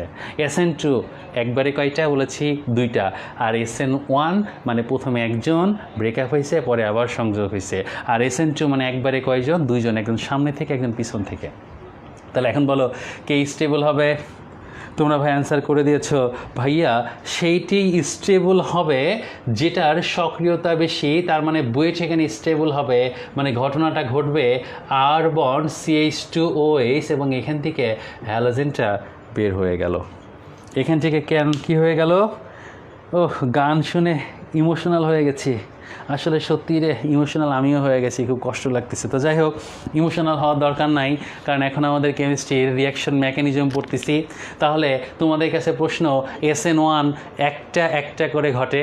SN1 বাসায় গিয়ে চোখ বন্ধ করে ভাববা, একটা একটা করে ঘটে, মানে প্রথমে ব্রেকআপ হয়, পরে আর একজন সংযোগ হয়। আর SN2 কার্বনকে সে বলে, হ্যালোজেনে বলে কার্বন তুমি আমার, হাইড্রক্সিলে বলে কার্বন তুমি আমার। কার্বন তখন কল্পনা করে দেয় আমি কার, আমি হাইড্রক্সিলের নাকি আমি হ্যালোজেনের। সারা রাত কান্নাকাটি করার পর হাইড্রক্সিল ইন, হ্যালোজেন আউট। কথা বোঝা গেল?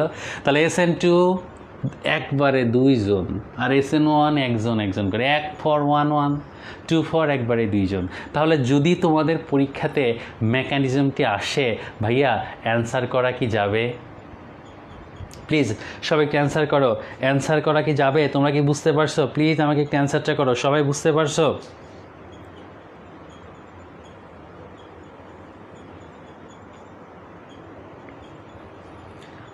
Thank you. তাহলে SN1 একটা একটা করে, আর SN2 একবারে কয়জন, 2জন। ওকে, ক্লিয়ার? তাহলে আমরা আমাদের এখান থেকে একটা কোশ্চেন তোদেরকে বললাম, পরীক্ষার হলে গিয়ে হয় SN1 না SN2, 3 মার্কের একটা কোশ্চেন পরীক্ষার হলে গিয়ে লিখবি। আজকে থেকে শান্তি মতো ঘুমা, কালে মাথার মধ্যে এটা রাখবা, ঘুমানোর সময় SN2 কার্বন বলে তুমি বলে দাও আমি কার, আর SN1 একবার ব্রেকআপ করে কিছুদিন অপেক্ষা করে আবার আরেকটার সাথে রিলেশন করে। SN1 2 ধাপে ঘটে এবং SN2 1 ধাপে ঘটে।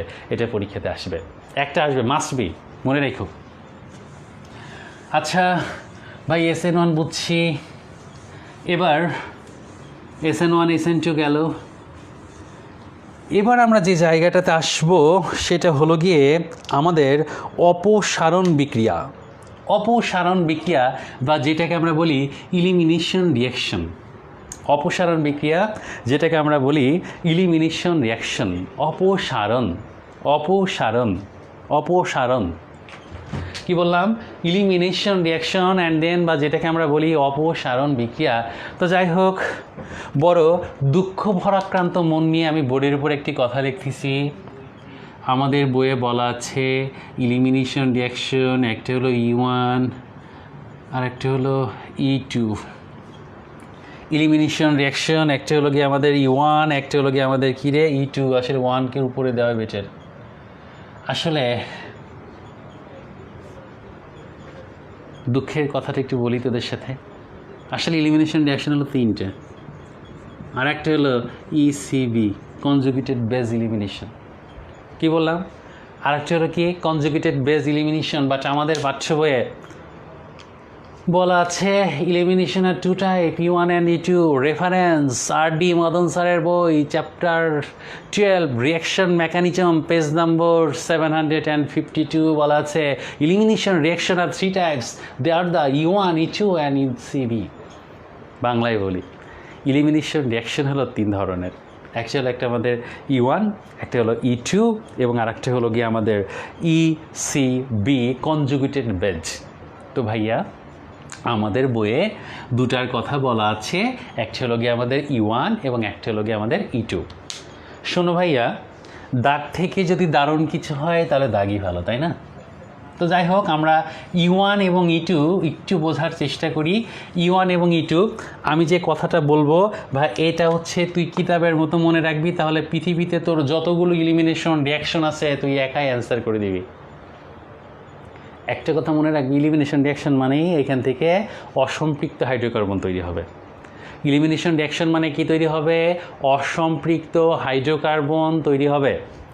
ইলিমিনেশন রিয়াকশন মানে অসম্পৃক্ত হাইড্রোকার্বন তৈরি হবে। তো ভালো করে খেয়াল করো ভাইয়া, E1 যখন আমাদের E1 রিয়াকশনটা কি বললাম ভাইয়া বলতো? E1 mechanism. দেখো ভাইয়া, E1 মেকানিজম, মনে করো আমার এখানে একটা কি আছে, অ্যালকাইল হ্যালাইড আছে, এখানে কার্বনের সাথে হাইড্রোজেন এবং কার্বনের সাথে কি আছে, হ্যালোজেন আছে। E1 এর মেকানিজমটা হলো প্রথম ধাপে হ্যালোজেন প্রতিস্থাপিত হবে। প্রথম ধাপে কে প্রতিস্থাপিত হবে? হ্যালোজেন। তোমাদেরকে একটা কথা বলে রাখি ভাই, S1 এবং E1 are the same, but just একটা অপসারণ হবে, একটা প্রতিস্থাপন ঘটবে। তাহলে ভাইয়া সি বন্ডে এক্স মানে এখান থেকে একটা প্রথম ধাপে হ্যালোজেন অপসারিত হবে এবং এখানে একটা কি হবে, কার্বনিয়াম আয়ন তৈরি হবে। এখানে কি হবে? কার্বনিয়াম আয়ন তৈরি হবে, মেকানিজম। দ্বিতীয় ধাপে আমার এখান থেকে হাইড্রোজেন অপসারিত হয়ে কার্বন এবং কার্বনের মাঝে একটা ডাবল বন্ড আসবে। কার্বন এবং কার্বনের মাঝে একটা কি হবে? ডাবল বন্ড আসবে। মানে দেখো তাহলে E1 মেকানিজম, প্রথমে কি অপসারিত হবে? এই যে বললাম এক মানে একটা, এক মানে কি বললাম বলো তো? একটা অপসারণেই দুঃখ। তাহলে দেখো এই যে সর্বপ্রথম E1 কি অপসারিত হবে? হ্যালোজেন। কি তৈরি হবে? কার্বনিয়াম। পরে কি অপসারিত হবে? হাইড্রোজেন। কি তৈরি হবে? কার্বন এবং কার্বনের মাঝখানে একটা ডাবল বন্ড তৈরি হবে। ভাই এমনি হবে নাকি কোনো বিকারক দিতে হবে? হ্যাঁ, অবশ্যই বিকারক দিতে হবে। E1 রিয়াকশন হচ্ছে উইক বেজ। কি বললাম বলো তো? উইক বেজ মানে এটাকে আমরা বলতে পারি, এখানে আমরা যেটা দেব সেটা হলো গিয়ে ভাইয়া আমাদের দুর্বল ক্ষার। সেটা হলো গিয়ে আমাদের কি বলতো ভাইয়া? দুর্বল ক্ষার। তাহলে E1 তে আমি দুর্বল ক্ষার ব্যবহার করব। ভাইয়া দুর্বল ক্ষার কি? দুর্বল ক্ষার হলো তোমার চোখের পানি। আসলে চোখের পানি না, সব জায়গার পানি হবে, তুমি যেখান থেকে পানি নির্গত করবে সেটাই হবে পানি। অ্যালকোহল, CH3OH, যত অ্যালকোহল আছে দুর্বল ক্ষার। তাহলে এখানে আমাদের E1 মেকানিজমে আমাদের কি লাগবে? দুর্বল ক্ষার লাগবে। এবং প্রথমে আমাদের হ্যালোজেন অপসারিত হবে, এরপর আমাদের কি অপসারিত হবে? হাইড্রোজেন অপসারিত হবে। ও আচ্ছা, তোমরা বলবো আচ্ছা এই কথা। তাহলে এখন আমরা দেখি তো কি হয়। CH3 bond CH2X, CH3 bond CH2X। একটা কথা মনে রেখো, আমরা E1 অপসারণকে বলি আলফা বেটা অপসারণ। কি বলি ভাইয়া? আলফা বেটা অপসারণ। দেখো যে কার্বন থেকে হ্যালোজেন অপসারিত হয় যে কার্বন থেকে হ্যালোজেন অপসারিত হয় তার পাশের কার্বন থেকে আমরা কাকে অপসারিত করি? হাইড্রোজেনকে অপসারিত করি।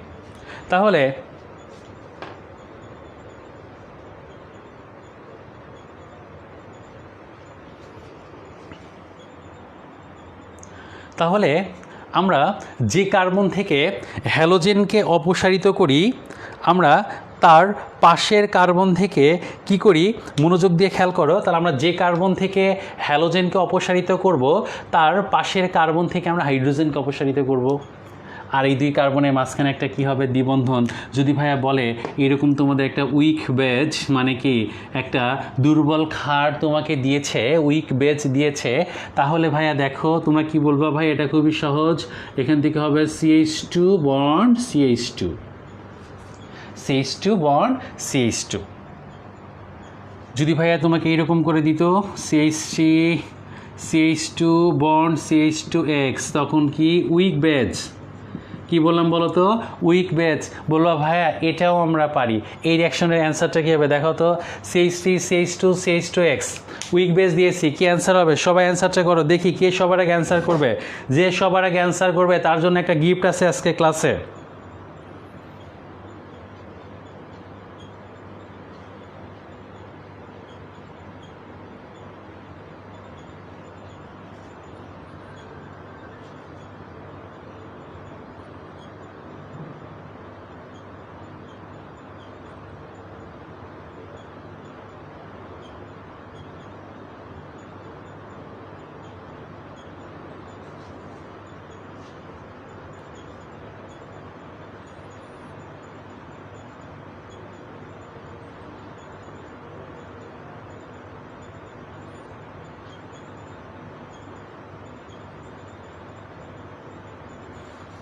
দেখি সবাই অ্যান্সার করো। ওকে, থ্যাংক ইউ অনেক অ্যান্সার করছো। তারেক হাসান রজব, ইয়েস, তুমি একটা গিফট পাচ্ছ। গিফট হলো একটা মায়ের, ঠিক আছে? সামনে যদি কখনো দেখা হয় মায়েরটা দিয়ে দিব, নো টেনশন। তো দেখো ভাইয়া, তাহলে কি দেখো, সেটা হচ্ছে কি দেখো, এখান থেকে কারে নিবে? হ্যালোজেন। যেখান থেকে হ্যালোজেন নিবে তার পাশের কার্বন থেকে কাকে নিবে ভাইয়া? হাইড্রোজেনকে নিবে। তাহলে দেখো এখানে ঘটনাটা কি ঘটবে দেখো, CH3 ভাইয়া CH বন্ড কি হলো? CH2, CH3 CH বন্ড হলো গিয়ে আমাদের কি বলতো ভাইয়া? CH2। এখন ভাইয়া মেকানিজমটা দেখান। আসলে আমাদের বিক্রিয়ার মেকানিজম পড়তেছি, আমরা তো শুধু বিক্রিয়া শিখতেছি না ভাই, রিঅ্যাকশন মেকানিজমটা দেখান। ওকে, মেকানিজম দেখাচ্ছি, কিন্তু তার আগে তোমাদেরকে মনে রাখতে হবে কি ভাইয়া? প্রথম ধাপে হ্যালোজেন সরে যাবে, কার্বনের মাথার উপর প্লাস চার্জ আসবে, এরপর হাইড্রোজেন সরে যাবে, মাঝখানে একটা কি দ্বিবন্ধন আসবে। ওকে ফাইন। তাহলে ভাইয়া আমরা কি দেখব? মেকানিজম। Okay fine. আচ্ছা, CH3 অ্যান্ড দেন দেখো CH2 বন্ড কি? দেখো CH2 বন্ড কি আছে বলো তো? X, bond X। তাহলে ভাই বলো প্রথম ধাপ, আমাদের ফার্স্ট স্টেজ, প্রথম ধাপ। বলো তো ভাইয়া প্রথম ধাপে কি ঘটবে? তোমরা বলো ভাইয়া প্রথম ধাপে হ্যালোজেন অপসারিত হবে এবং কার্বনের মাথার উপর একটি পজিটিভ চার্জ তৈরি হবে। CH3 CH2 মাথার উপর প্লাস, এবং এখান থেকে ভাইয়া আমরা জানি কি হয়েছে? হ্যালোজেন আমাদের অপসারিত হয়ে গেছে। Okay fine. বলো তো সেকেন্ড স্টেজে কি ঘটবে? তোমরা তখন বলবা যে ভাইয়া সেকেন্ড স্টেজে কি ঘটবে? আমরা জানি ভাইয়া সেকেন্ড স্টেজে এখান থেকে একটা কি হবে? হাইড্রোজেন সরে যাবে।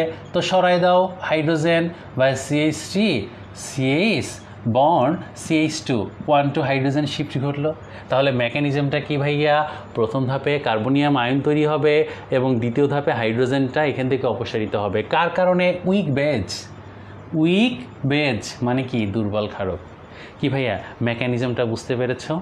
বলো SnE1 কয়টা করে? একটা। প্রথমে কি অপসারিত হবে? হ্যালোজেন অপসারিত হবে। তারপর কি অপসারিত হবে? হাইড্রোজেন অপসারিত হবে। কথা বুঝতে পারছো? Okay fine. আমি তোমাদেরকে একটি কথা বলেছিলাম, তো দেখো কি বললাম ভাইয়া? একটা করে ঘটবে। তো ফার্স্ট স্টেজে হ্যালোজেন সরে গেল, সেকেন্ড স্টেজে হাইড্রোজেন সরে গেল। কথা বুঝতে পারছো? ক্লিয়ার? কী ঘটবে? Week base. কার উপস্থিতিতে? Weak base. আমি এখানে তোমাদেরকে দুইটা কন্ডিশন নিয়ে আলোচনা করব। অবশ্যই বিক্রিয়াটিকে হাই টেম্পারেচারে ঘটাতে হবে, উচ্চ তাপমাত্রায় বিক্রিয়াটিকে ঘটাতে হবে, না হলে আমাদের অপসারণ বিক্রিয়া হবে না। যদি তুমি এখানে টেম্পারেচার বিলো 20 ডিগ্রি সেলসিয়াস মানে 20-এর নিচে তুমি টেম্পারেচার দাও, তাহলে সেখানে কিন্তু SN1 বিক্রিয়া করবে। মনে রাখো টেম্পারেচার এখানে একটা ফ্যাক্ট। আমাদের E1 বিক্রিয়াটাতে সবসময় কী করতে হবে? টেম্পারেচারটাকে হাই রাখতে হবে। প্রথমে হ্যালোজেন অপসারিত হবে, পরে হাইড্রোজেন অপসারিত হবে। তাহলে প্রথমে কি বললাম? হ্যালোজেন, পরে কি অপসারিত হবে বললাম? হাইড্রোজেন। তাহলে প্রথমে হ্যালোজেন, পরে কী হবে ভাইয়া বলো তো? হাইড্রোজেন। প্রথমে হ্যালোজেন, পরে হাইড্রোজেন। কথাটা কি মনে থাকবে? আচ্ছা, এখন সব একটা হেডিং লেখো, সাইজ এফের শয়তানি। তোমাদের অনেক বড় একজন সায়েন্টিস্ট, অনেক বড় ভেরি বিগ একজন সায়েন্টিস্ট, আমি এখানে হেভি রেসপেক্ট করি। সাইজ এফের শয়তানি লেখো, সাইজ এফের শয়তানি। আমরা কি পড়তেছি? E1 mechanism. একজন প্রশ্ন করেছিস ভাই কোথায় ঘটবে? আরে কোথায় ঘটবে একটু দেখ। কি বললাম বলো তো? সাইজ এফের শয়তানি। ব্যাটা এসে বলে CH3 CH2 CH বন্ড হলো গিয়ে X, বন্ড হলো গিয়ে কি? CH3 ভাইয়া এখানে একটি আমি কি করেছি? উইক বেস দিয়েছি। এখানে আমি কি করেছি? উইক বেস দিয়েছি। আচ্ছা, উইক বেস দিয়ে দিয়েছি। এখন আমার বিষয়টা হলো কাহিনীটা কি ভাইয়া? তোমরা সবাই জানো প্রথমে হ্যালোজেন অপসারিত হবে। তাহলে আমি যদি হ্যালোজেন অপসারিত করি, কার্বনের মাথার উপর একটি পজিটিভ চার্জ, আমরা মেকানিজমটা বোঝার চেষ্টা করি। এখানে CH, কার্বনের মাথার উপর পজিটিভ, এখানে হলো আমাদের CH3। এখন তোমরা বলবা যে ভাইয়া আমাদের এখান থেকে হাইড্রোজেনকে অপসারিত করব, ভাই এটা কার্যকরীমূলক, এটাও তো আলফা কার্বন, এটাও আলফা কার্বন, তো তাহলে কোথা থেকে হাইড্রোজেন যাবে আর কোথা থেকে যাবে না? এটাই আমাদের প্রশ্ন। এটাই তোমাদের প্রশ্ন যে কোথা থেকে হাইড্রোজেন যাবে এবং কোথা থেকে হাইড্রোজেন যাবে না। আসলে ভাইয়া দেখো, দুইটা প্রোডাক্টকে আগে লিখে ফেলো, দুইটা প্রোডাক্টকে লিখে ফেলো। CH3 যদি এখান থেকে হাইড্রোজেন যায় তাহলে কি হচ্ছে? CH double bond CH, bond হলো গিয়ে CH3, এটাও প্রোডাক্ট হতে পারে। এবার দেখো CH3 CH2 bond bond CH double bond CH2, দুইটা প্রোডাক্টই হতে পারে। এখন আমার প্রশ্নটা হলো কোথা থেকে হাইড্রোজেন যাবে? শোনো, যে অ্যালকেনটি বেশি স্টেবল, আমাদের দুইটা প্রোডাক্টই হবে। একটা হলো আমাদের মেজর প্রোডাক্ট এবং আরেকটি হলো আমাদের মাইনর প্রোডাক্ট। একটা মূল উৎপাদ, একটা কি সহযোগী উৎপাদ। তো শোনো, যে কার্বনে আবার সেই হাইপার কনজুগেশন ইফেক্টে চলে যাবা। দেখো এই যে এখানে দুইটা কার্বনের মাঝে কার্বন এবং কার্বন দ্বিবন্ধন আছে। এই দ্বিবন্ধনের দুই পাশে এখানে তিনটা, এখানে তিনটা, মানে এখানে কয়টা হাইড্রোজেন আছে? 6টা হাইড্রোজেন। কয়টা হাইড্রোজেন আছে? 6টা হাইড্রোজেন। এখন দেখো এই দুইটা কার্বনের মাঝে দ্বিবন্ধন আছে, এই কার্বনের সাথে মানে আলফা কার্বন, ঠিক আলফা কার্বন, এই কার্বনের পাশে, ওই কার্বনের পাশের যে কার্বনটা, পাশের কার্বনটাকে, এখানে কয়টা হাইড্রোজেন আছে? 2টা হাইড্রোজেন। আমি বলেছিলাম যেখানে হাইড্রোজেন বেশি থাকে সেটা আমাদের কি? মেজর প্রোডাক্ট, এবং যেখানে হাইড্রোজেন কম থাকে সেটা আমাদের মাইনর প্রোডাক্ট। দ্যাট মিনস এটা হলো আমাদের মেজর প্রোডাক্ট, মানে 80% ক্ষেত্রে এটা ঘটবে এবং আমাদের 20% ক্ষেত্রে এটা ঘটবে। এই 80% ক্ষেত্রে যেটা উৎপন্ন হয় সেটাকে আমরা বলি সাইজ এফের প্রোডাক্ট, মানে সাইজ এফের বাচ্চা। আর 20% ক্ষেত্রে যেটা হয় সেটাকে আমরা বলি হফম্যান প্রোডাক্ট। একটা হফম্যানের বাচ্চা, একটা সাইজ এফের বাচ্চা। তাহলে একটা হলো আমাদের হফম্যান প্রোডাক্ট এবং একটা হলো আমাদের সাইজ এফের প্রোডাক্ট। তাহলে 80% ক্ষেত্রে কি হবে ভাইয়া? দেখো আমরা এটা ব্যাখ্যা করব কি? Hyper conjugation effect. মানে কি? যে কার্বনে এই যে দুইটা ফর্ম তৈরি হবে, আমরা জাস্ট একটা কার্বনিয়াম আয়ন তৈরি করব, একটা কার্বনিয়াম আয়ন তৈরি করে ফেলবো। আমি ওই যে কি পড়েছি না, যে কার্বনে হাইড্রোজেন কম আছে সেখান থেকে বেশিরভাগ ক্ষেত্রে হাইড্রোজেন নিবে। মুখস্থ বিদ্যা বাদ দাও, ঝেড়ে ফেলো মাথা থেকে। এই চিন্তা মাথা থেকে বাদ দাও যে কার্বনে হাইড্রোজেন কম আছে 90% ক্ষেত্রে সেই কার্বন থেকে, আরে ভাই এটা দরকার কি? তুমি জাস্ট এখানে একটা কার্বনিয়াম আয়ন তৈরি করো, দুইখান থেকে শিফট করে দাও, করে দেওয়ার পরে তুমি দেখো দ্বিবন্ধনযুক্ত কার্বনের দুই পাশে কার হাইড্রোজেন বেশি আছে। যেখানে হাইড্রোজেন বেশি আছে দিস ইজ দ্য সাইজের প্রোডাক্ট, আর যার হাইড্রোজেন কম আছে this is the Hofmann product. এটা আমাদের মেইন প্রোডাক্ট, এটা আমাদের কি পার্শিয়াল প্রোডাক্ট। কথা বুঝতে পারছো? যদি বুঝে থাকো প্লিজ আমাকে একটু কমেন্টে জানাও, এবং তোমরা এই প্রশ্নটির অ্যান্সার করো। যে অ্যান্সার করতে পারবে এবার সত্যি সত্যি গিফট দিব। সত্যি বলছি, বিশ্বাস কর আমাকে, একটা বারের জন্য বিশ্বাস কর, আমি সত্যি গিফট দিব, সত্যি গিফট দিব, বিশ্বাস কর একবার। যে সবার আগে অ্যান্সার করতে পারবে কোনটা মেজর কোনটা মাইনর, কোনটা মেজর কোনটা মাইনর, কোনটা মেজর কোনটা মাইনর। সময় হচ্ছে 1.5 মিনিট। কোনটা মেজর কোনটা মাইনর, কোনটা মেজর কোনটা minor.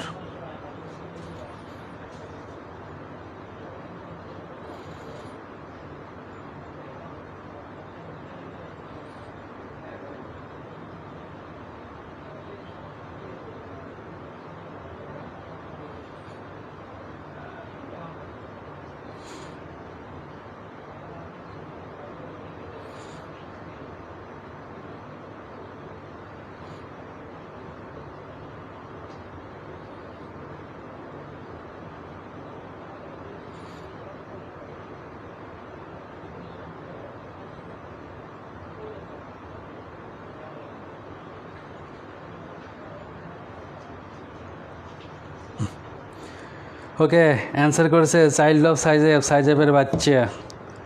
Okay fine, thank you. অ্যান্সারটি হয়েছে, সেটা হচ্ছে কি সাইজেফের প্রোডাক্ট হচ্ছে কি দেখো, তাহলে আমরা এখান থেকে জাস্ট ব্রেকডাউন করে ফেলবো। কার্বনের মাথার উপর পজিটিভ চার্জ হবে, তাহলে এখানে কি হচ্ছে CH3 CH2 CH bond CH bond CH3, মানে এইটার মাঝে যে ডাবল বন্ড, এটা 80% ক্ষেত্রে এটাকে আমরা বলতে পারি কি সাইজেফের প্রোডাক্ট। দ্যাটস মিনস এটাই হলো আমাদের সাইজেফের বাচ্চা। দিস ইজ দ্য আমাদের সাইজের প্রোডাক্ট। কথা কি বুঝতে পারছো সবাই? বুঝছি ভাইয়া, থ্যাংক ইউ। Okay fine. এখন দেখো ভাইয়া, তাহলে আমাদের E1 রিয়াকশন মেকানিজম গিয়েছে। ভাই E1 আমাদের ঘটে কয় ধাপে রে? E1 ঘটে আমাদের 1 ধাপে, আর E2 আমাদের ঘটে কয় ধাপে রে? E1 ঘটে 2 ধাপে, আর E2 একটা কথা মনে রাখবে, E2 দেখো কার্বনের সাথে এখানে কি আছে? হ্যালোজেন। কার্বনের সাথে এখানে কি আছে? হাইড্রোজেন। কিচ্ছু মনে রাখার দরকার নেই, একবারে দাম করে হাইড্রোজেন এবং হ্যালোজেন এখান থেকে প্রতিস্থাপিত হয়ে কার্বন এবং কার্বনের মাঝখানে একটা দ্বিবন্ধন ক্রিয়েট হবে। এটুকুই মনে রাখো। একবারে কি বললাম? হাইড্রোজেন এবং হ্যালোজেন চলে যাবে, কার্বন এবং কার্বনের মাঝে দ্বিবন্ধন তৈরি হবে, এবং এখানে আমাদের যেটা প্রয়োজন হবে, আমাদের কি হবে? আমাদের আর দুর্বল খান না, এখানে আমাদের লাগবে শক্তিশালী ক্ষার। শক্তিশালী ক্ষার কেমন ক্ষার লাগবে রে? শক্তিশালী ক্ষার, সেটা হলো আমাদের অ্যালকোহলীয় পটাশিয়াম হাইড্রক্সাইড অথবা সোডিয়াম হাইড্রক্সাইড। অ্যালকোহলীয় পটাশিয়াম হাইড্রক্সাইড অথবা কি সোডিয়াম হাইড্রক্সাইড। মেকানিজম কি বললো? একবারে হাইড্রোজেন এবং হ্যালাইড অপসারিত হবে। যদি ঘটনাটি এরকম ঘটে, দেখো CH3 bond CH2 bond CH2 bond কী হলো বলো তো? X। তাহলে আমি এখানে কি দিয়েছি? পটাশিয়াম হাইড্রক্সাইড, মানে স্ট্রং বেজ অ্যালকোহলীয় পটাশিয়াম হাইড্রক্সাইড ALC। তাহলে একবারে আমার কি ঘটবে? হাইড্রোজেন এবং হ্যালোজেন, এই কার্বন থেকে যদি হ্যালোজেন যায় তাহলে পাশের কার্বন থেকে কি যাবে? হাইড্রোজেন যাবে। This is the answer. CH3 bond হবে গিয়ে আমাদের CH, ডাবল বন্ড হলো আমাদের CH2। তাহলে এটাই হলো কি আমাদের কি E2 মেকানিজম। বুঝতে পারছো? তাহলে E2 মেকানিজম মানে কি বলো তো? প্রাইস কই ভাই? প্রাইস এবার মায়ের, ওই মায়ের মায়ের মায়ের মায়ের ছাড়া কিচ্ছু দিব না। আচ্ছা, বোঝা গেল? তাহলে এটি হলো কি আমাদের কোন মেকানিজম রে? E2 mechanism. ক্লিয়ার? আচ্ছা, আমাদের রিয়াকশন অ্যান্ড দেন মেকানিজম যেখান থেকে প্রশ্ন আসে আমরা অ্যান্সার করতে পারবো ইনশাল্লাহ। এখন তোমাদেরকে বলি, আমি আজকে আইসোমারিজম পড়ানোর ইচ্ছা ছিল, আসলে সময় স্বল্পতার কারণে বলতে তোমাদের রেসপন্সের কারণে আসলে আমি এখন পড়তে পারছি না। অ্যালকোহলীয় কেন ভাইয়া? এমন একটা মিডিয়াম যখন পটাশিয়াম হাইড্রোক্সাইড অ্যালকোহলিক মিডিয়ার মধ্যে থাকে, ক্ষারের যে প্রপার্টিসগুলো আছে সে সবচেয়ে বেশি পরিমাণে শো করতে পারে। পটাশিয়াম হাইড্রোক্সাইড যখন একটি অ্যালকোহলীয় মিডিয়ার মধ্যে থাকে, ক্ষারের সর্বোচ্চ প্রপার্টিসগুলো শো করতে পারে। অন্য কোনো মিডিয়ামে গেলে সেই তার প্রপার্টিসটাকে সেইভাবে শো করতে পারে না। এই কারণে অ্যালকোহলীয় পটাশিয়াম হাইড্রোক্সাইড সবচেয়ে বেশি ক্ষারীয় হিসেবে আচরণ করে। তো ভাই দেখো, আমি তোমাদেরকে বলি, এখন তোমাদেরকে আমি যে টপিকটি একটু দেখাবো সেটা হলো রেজোনেন্স। 3 মিনিটে তোমার বইয়ের যত রেজোনেন্স আছে তুমি নিজে থেকে অ্যান্সার করতে পারবে, সময় লাগবে মাত্র 3 মিনিট। তো কে কে আছো একটু প্লিজ জানাও। মাত্র 3 মিনিট সময়ে তুমি তোমার বইয়ের যত রেজোনেন্স আছে তুমি অ্যান্সার করতে পারবা। সময় কয় মিনিট বললাম? 3 মিনিট। 3 মিনিটের 1 সেকেন্ড বেশি লাগবে না, 1 সেকেন্ড কম লাগবে না। কার কার রেজোনেন্স শেখার ইচ্ছা আছে একটু কমেন্টে জানাও। কার কার রেজোনেন্স শেখার ইচ্ছা আছে? কার কার রেজোনেন্স শেখার ইচ্ছা আছে? কমেন্ট না থাকলে অবশ্য আমি রেজোনেন্স বলবো না। কার কার ইচ্ছা আছে দেখি কমেন্টে জানাও, কে কে রেজোনেন্স শিখতে চাও। তারেক হাসান রজব, ওকে, আসি। আর কেউ আছো? আসি ভাই। ইটু মেকানিজম আর ইওয়ান মেকানিজম ভাই সবসময় ঘটে। আসলে ইওয়ান মেকানিজমের যেটা সক্রিয়তার ক্রম, ইটু মেকানিজমের সক্রিয়তার ক্রমটাই সেম ভাই। এটার মধ্যে তোমার কোনো ভেরিয়েশন নাই। জাস্ট তুমি অ্যালকোহলীয় পটাশিয়াম হাইড্রোক্সাইড দিয়েও যে প্রোডাক্ট পাবা, তুমি উইক বেস দিয়েও সেই একই প্রোডাক্ট পাবা। বাট হচ্ছে উইক বেস যদি কখনো দেওয়া যায়, মানে রিয়াকশনের পরিবেশ যদি উইক বেস কখনো দিয়ে দেয়, তখন তুমি এটা অ্যান্সার করবা। আর স্ট্রং বেস দিয়ে দিলে তোমাকে ইটু মেকানিজম অনুসরণ করতে হবে। দিস ডিপেন্ড অন বেজ এবং অ্যালকাইল হ্যালাইড। তুমি মনে করতে পারো ভাই ইটুর মেকানিজমটা, ইটু যেমন SN1-এর উল্টাটা SN2 ছিল, আসলে E1 এবং ইটু দুইটাই কি সেম, এদের মধ্যে কোনো ভ্যারিয়েশন নাই। তো যাই হোক, অনেকে আমাকে বলেছে আসি ভাইয়া ওকে ফাইন, ঠিক আছে, তাহলে আমাদের সময় হচ্ছে মাত্র 3 মিনিট। আর এই 3 মিনিট সময়ের মধ্যে আমরা কি করব? রেজোনেন্স কমপ্লিট করব।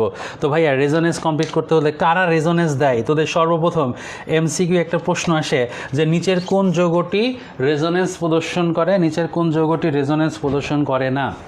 তো ভাই রেজোনেন্সের জন্য আসলে তাদেরকে কনজুগেশন হইতে হয়। তাদেরকে কি হইতে হয়? কনজুগেশন হইতে হয়। আসলে কনজুগেশন এসব কিছু বোঝার দরকার নেই, মাথা থেকে ফেলে দে। এগুলো বুঝতে হলে তোদের হচ্ছে খুব কঠিন হয়ে যাবে। দুইটা কথা মনে রাখবি ভাইয়া, সেটা হলো পাই sigma loan pair. Loan pair মানে কি? মুক্ত জোড়। দুইটা কথা মনে রাখবো, সেটা হলো পাই সিগমা মুক্ত জোড়। পাই সিগমা মুক্ত জোড়, অথবা পাই সিগমা এবং পজিটিভ চার্জ যদি কোনো যৌগের মধ্যে আমি পাশাপাশি দেখি, প্রথমে কি দেখবো? পাই সিগমা লন পেয়ার, মানে তিনটা পাশাপাশি। পাই সিগমা পজিটিভ চার্জ যখনই থাকবে তখনই রেজোনেন্স হবে। তাহলে পাই সিগমা লন পেয়ার, পাই sigma positive charge, pi sigma loan pair, পাই সিগমা পজিটিভ চার্জ। মুখস্থ করবি, খালি মনে মনে এভাবে ভাবো, পাই সিগমা লন পেয়ার, পাই sigma positive charge, pi sigma loan pair, পাই sigma positive charge. Okay fine. তো দেখি হোয়াট ইজ দ্য রেজোনেন্স। সময় নিয়েছে কয় মিনিট? 3 মিনিট, বেশি কথা বলবো না। ভাইয়া তোমাকে কি করেছে? এরকম একটা বেনজিন দিয়েছে, এরকম একটা বেনজিন বলয় দিয়েছে। বেনজিন বলয় দিয়া এই বেনজিন বলয়ের মাথার উপরে OH দিয়েছে, যেটা তোমার বইয়ে লেখা আছে অর্থপ্যারা রেজোনেন্স। কি বলা আছে? অর্থপ্যারা রেজোনেন্সটি কী হবে?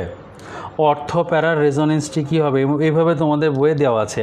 তার মানে দেখো ওই OS-এর পরে একটা মুক্ত জোড় ইলেকট্রন আছে। দেখো তো ভাইয়া, এটা পাই বন্ড, পায়ের পাশে সিগমা বন্ড, সিগমার পাশে কি? মুক্ত জোড়। তাই কি বলেছিলাম ভাইয়া? পাই সিগমা মুক্ত জোড়, পাই সিগমা মুক্ত জোড়। তো ভাইয়া কি ঘটবে? ঘটবে আর কি ঘটবে কোনো কিছু না। দেখো এই লন পেয়ার ইলেকট্রন, সবসময় একটা কথা মনে রাখবা, লন পেয়ার যাবে সিগমাতে। কি বললাম?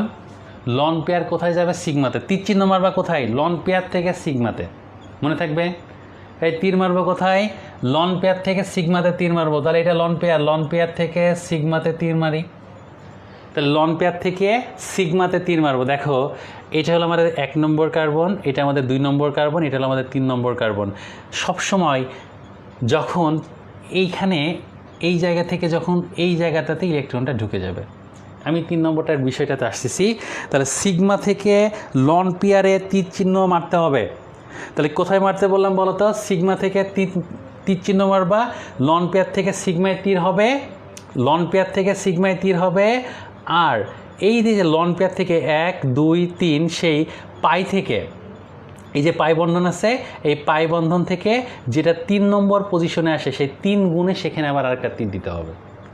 দেখো আরেকটি স্ট্রাকচার আঁকলেই তুমি বুঝতে পারবা। তাহলে লন পেয়ার এখানে নেমে গেছে, লন পেয়ার এখানে নেমে গেছে, লন পেয়ার নেমে গেছে। তো এখানে কি আছে আমার দ্বিবন্ধন দিয়ে OH হয়ে গেছে, দ্বিবন্ধন দিয়ে OH, এখান থেকে ইলেকট্রন শিফটিং করছে, মানে এখানে একটা প্লাস চার্জ। এখন দেখো এই যে সিগমা থেকে তুমি যেখানে মারছো সেই জায়গায় একটা নেগেটিভ চার্জ তৈরি হয়েছে, মানে ওই যে সেই তোমার মুক্ত জোড় ইলেকট্রন, তোমার সেই মুক্ত জোড় ইলেকট্রন। বাকি বন্ধনগুলোকে ঠিক রাখো, বাকি বন্ধনগুলোকে ঠিক রাখো। এখন দেখো পাই সিগমা লন পেয়ার, পাই সিগমা লন পেয়ার। তাহলে বলো লন পেয়ার কাকে তীর মারে? সিগমাকে। তাহলে লন পেয়ার কারে তীর মারে? সিগমাকে। এবার এইখান থেকে এই কার্বন থেকে গুণো 1 2 3, 1 2 3। তাহলে পাই তীর মারবে কয় নম্বর কার্বনকে? 3 নম্বর কার্বনকে। বুঝতে পারছো? তাহলে বলো লন পেয়ার তীর মারে কাকে? সিগমাকে। আর পাই এখান থেকে গুণে যেটা 3 নম্বর কার্বন হবে, পাই তীর মারবে কয় নম্বর কার্বনকে? 3 নম্বর কার্বন। এই যে দেখো 1 2 3, এখান থেকে দেখো 1 2 3। তাহলে দেখো এই যে দেখো পাই তীর মারছে 1 2 3। তাহলে লন পেয়ার তীর মারে সিগমাকে আর পাই তীর মারে কাকে? 3 নম্বর কার্বনকে। তাহলে এখন দেখি আমাদের সব ঠিক থাকবে, খালি তীর মারা নিয়েই মূল কাহিনী। তাহলে এখন দেখো OH মাথার উপরে প্লাস। এখন দেখো আমার এখানে আমি দ্বিবন্ধন দিয়েছি, সরি আমি কি করছি দেখো, তাহলে এখানে দেখো আমার নেগেটিভ চার্জ, মানে সেই লন পেয়ার ইলেকট্রন চলে আসছে, এটা আমার দ্বিবন্ধন, এটা আমার সেই দ্বিবন্ধন। তার মানে দেখো এবার বলো তো লন পেয়ার কাকে তীর মারে? লন পেয়ার তীর মারে কাকে? সিগমাকে। তাহলে লন পেয়ার কারে তীর মারবে? লন পেয়ার তীর মারবে সিগমাকে। এখন দেখো ভাই এখান থেকে কয় নম্বর কার্বন গুনবো? ভাই 3 নম্বর, 1 নম্বর 2 নম্বর 3 নম্বর। তাহলে এই যে পাই তীর মারবে কয় নম্বর কার্বনকে? 3 নম্বর কার্বনকে। তাহলে লন পেয়ার তীর মারে কাকে? সিগমাকে। আর পাই তীর মারে কয় নম্বর কার্বনকে? 3 নম্বর কার্বনকে। তাহলে দেখো তো ভাইয়া এখানে যদি হয় তাহলে আমাদের সমস্ত বন্ধন ঠিক থাকবে। এইখানে আমাদের সেই দেখো নেগেটিভ চার্জ, মানে কি আমাদের নেগেটিভ চার্জ সহ সেই লন পেয়ার ইলেকট্রনটি আমাদের সামনে ধাবিত হয়েছে। এখন দেখো আমাদের সেই কি OH মাথার উপর প্লাস। এই যে দেখো ভাইয়া দেখো পাই সিগমা লন পেয়ার, পাই সিগমা লন পেয়ার। তাহলে এখন ভাই বলো তো লন পেয়ার তীর মারবে কাকে? সিগমাকে। আর 1 2 3 এটা তীর মারবে কাকে? তাহলে আমাদের সেই যে OHটাকে গিয়ে 3 নম্বরে গিয়ে কী করলো? তীর মেরে দিল।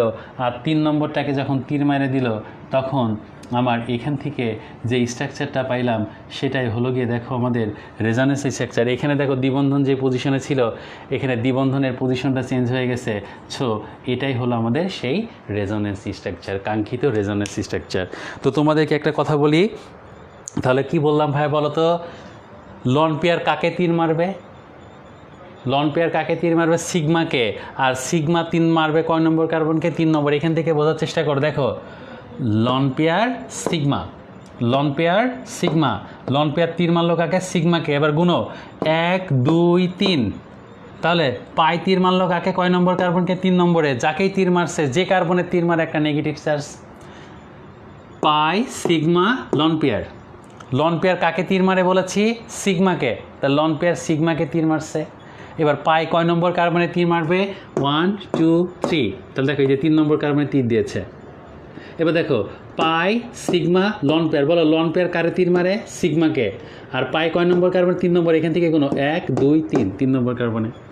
এবার দেখো লন পেয়ার সিগমা পাই, লন পেয়ার তীর মারে কাকে? পাই রে। আর পাই কয় নম্বর কার্বন? 3 নম্বরে। 1 2 3। কথা বোঝা গেছে? Okay fine. যদি বুঝে থাকো তাহলে নিজে একটা প্র্যাকটিস করো, দেখি প্র্যাকটিস মেক্স এ ম্যান। কিরে পারফেক্ট? মানুষ যত প্র্যাকটিস করে সে তত পারফেক্ট হয়। This is our logic.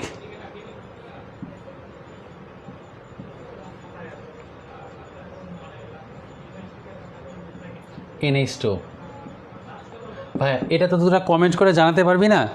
Just স্ট্রাকচারটা খাতাতে আঁকিয়ে আমাকে বল যে ভাইয়া পেরেছি, আঁকাতে পেরেছি। স্ট্রাকচারটাকে খাতায় আঁকিয়ে বলো যে ভাইয়া স্ট্রাকচারটা আঁকতে পেরেছি। আর যদি আঁকতে পারো তাহলে একটা কথা বলি, তুমি পরীক্ষাতে একটি কোশ্চেন সত্যিই কমন পাবা।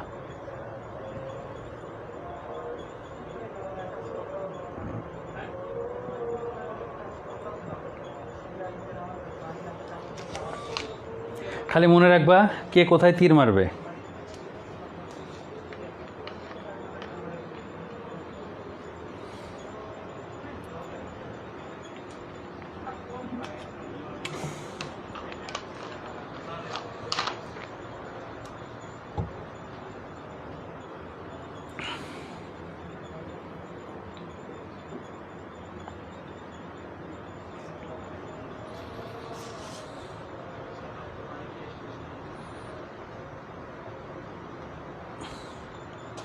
একটা কমেন্টও আসে নাই, তোমাদের জন্য অধীর আগ্রহে বসে আছি যে কখন তোমরা একটি কমেন্ট করবা যে ভাইয়া পেরেছি, ভাইয়া বুঝতে পেরেছি। তীর কে কোথায় মারবে? এই ল্যাম্পেয়ার মারবে সিগমাতে, আর পাই মারবে 3 নম্বর কার্বনে। খালি গুনে বসাই দেয় 1 2 3 1 2 3, গুনে গুনে বসাই দেয় 1 2 3, গুনে গুনে বসাই দেয় 1 2 3।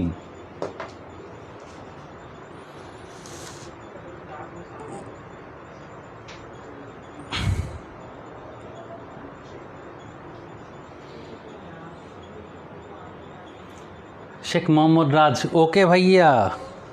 কিরে আমি তোদেরকে এত কষ্ট করে শিখাইলাম, আমাকে একটা থ্যাংক ইউ দিবি না কেউ? দুঃখ পাইলাম। যাই হোক, তাহলে আর যে বাচ্চাগুলো আছে সেই বাচ্চাগুলোর জন্য আমি এই স্ট্রাকচারটাকে আরেকবার অ্যানালাইসিস করে দিই। সবাই আরেকবার একটু আমরা মিলিয়ে নিই। ভাইয়া বলো তো তাহলে আমি কি বলেছিলাম? পাই সিগমা লন পেয়ার, পাই সিগমা লন পেয়ার, পাই সিগমা লন পেয়ার। তাহলে এখন বলো লন পেয়ার কারে তীর মারে? সিগমারে। আর পাই তীর মারে কয় নম্বর কার্বনকে? 3 নম্বর কার্বনকে। তাহলে এখন দেখো লন পেয়ার তীর মারবে কারে? সিগমারে। আর এখন দেখো 1 নম্বর 2 নম্বর 3 নম্বর, তার মানে পাই তীর মারবে কয় নম্বর কার্বন রে? 3 নম্বর কার্বনে। মনে থাকবে না কথাটা? ওকে ফাইন। তাহলে তীর মারামারি শেষ হোক। তাহলে এই কার্বনের উপর একটি কি চার্জ তৈরি হয়েছে? এই কার্বনের উপর একটি কি চার্জ তৈরি হয়েছে? নেগেটিভ চার্জ তৈরি হয়েছে। আর এই নেগেটিভ চার্জ মানেই হলো গিয়ে আমার এক জোড়া ইলেকট্রন। আর এখানে আমার কি হয়েছে দেখো, NH2 মাথার উপরে প্লাস। এখন দেখো এইটা হচ্ছে আমাদের স্ট্রাকচার। এখন ভাই বলো তাহলে লন পেয়ার তীর মারবে কাকে? সিগমাকে। Okay fine. তাহলে লন পেয়ার তীর মারবে কাকে? সিগমাকে। এবার দেখো গুণ 1 2 3, পাই তীর মারবে কয় নম্বর কার্বনকে টার্গেট করে? 3 নম্বর কার্বনকে টার্গেট করে। তাহলে এখন দেখো তো ভাইয়া, আমরা যদি এটাকে আঁকানোর চেষ্টা করি তাহলে ঘটনা কি ঘটতেছে? আমার মাথার উপরে NH2, আমার জাস্ট এখানে একটা কি হয়েছে, লন পেয়ার ইলেকট্রন চলে এসেছে, মানে মাইনাস চার্জ। আমার বাকি দ্বিবন্ধন ঠিক আছে। দেখো পাই সিগমা লন পেয়ার। তাহলে এখন বলো লন পেয়ার কারে তীর মারে? সিগমারে। পাই তীর মারে কয় নম্বর কার্বনে? 1 নম্বর 2 নম্বর 3 নম্বর। এই 3 নম্বর কার্বনে গিয়ে কী করবে? তীর মারবে। তা 3 নম্বর কার্বনে গিয়ে যখন তীর মারবে, এরপরে ঘটনা কি ঘটবে? এইখানে আছে, এইখানে আছে, এইখানে একটা নেগেটিভ চার্জ, মানে আমাদের সেই লন পেয়ার ইলেকট্রন। আর এখানে আমাদের NH2। দেখো পাই sigma loan pair, loan pair কারে মারে? সিগমারে। পাই আবার কারে মারে? উপরে মারে, তাই কি না? এখানে পজিটিভ চার্জ ছিল, তাহলে পাই আবার কারে মারে? উপরে মারে। উপরে মারার পরে আমরা আমাদের সেই স্ট্রাকচারটাকে আবারও কি ফেরত পেয়েছি কিনা দেখো। সবাই কি বুঝতে পারছো? সবাই কি বুঝতে পারছো? তাহলে বলো আমার বইয়ের, তোমাদের পাঠ্য বই আজকে খুলবা, হাজারীয় নাগ, সরোজকান্তি সিংহ হাজারি, কবির হক ইসলাম, সঞ্জিত কুমার গুহু, যত কিছু আছে আজকে খুলবা। খুলে খালি দেখবা এক তীর মারতে হবে 3 নম্বর কার্বনে নেগেটিভ চার্জ। তাহলে বলো তো লন পেয়ার তীর মারবে কারে? সিগমারে। আর সিগমা কি করবে? পাই কয় নম্বর কার্বনে মারবে? 3 নম্বর কার্বনে। সবাই বুঝছো? একটু কমেন্টে জানাও ভাইয়া সবাই বুঝছো কিনা, প্লিজ একটু কমেন্টে জানাও বুঝছো কিনা। একটা হায়ার কনসেপ্ট দেখাই, কয়েকদিন পরে তো ভার্সিটি পরীক্ষা দিবি, ইঞ্জিনিয়ারিংয়ে পরীক্ষা দিবি, আরে হায়ার কনসেপ্ট না, একইভাবে হয় ভাই। ওই যে আরেকটা কথা বলছিলেন যে পাই সিগমা পজিটিভ চার্জ থাকলে কি হয় আসলে, ওই যে কী চার্জ যেন, positive charge, positive charge, positive charge, তাই না রে? তো যাই হোক, তোদেরকে একটা পজিটিভ চার্জ দেখাই, খুব আশা করে এত কষ্ট করে আমার মতো মানুষের একটি বাজে ক্লাস করেছিস অনেকক্ষণ ধরে, তো সো থ্যাংক ইউ। অনেকক্ষণ ধরে এই বোরিং অর্গানিক কেমিস্ট্রি ক্লাস করার জন্য আসলে অনেক ধৈর্যের প্রয়োজন হয়, যে ধৈর্যটি তোদের মধ্যে আছে। আসলে স্টুডেন্ট লাইফে আমার এরকম ধৈর্য কখনোই ছিল না। আমি স্টুডেন্ট লাইফে আসলে কি জানিস, লাস্টের দিক থেকে না, সরি ফার্স্টের দিক থেকে লাস্ট ছিলাম। যাই হোক,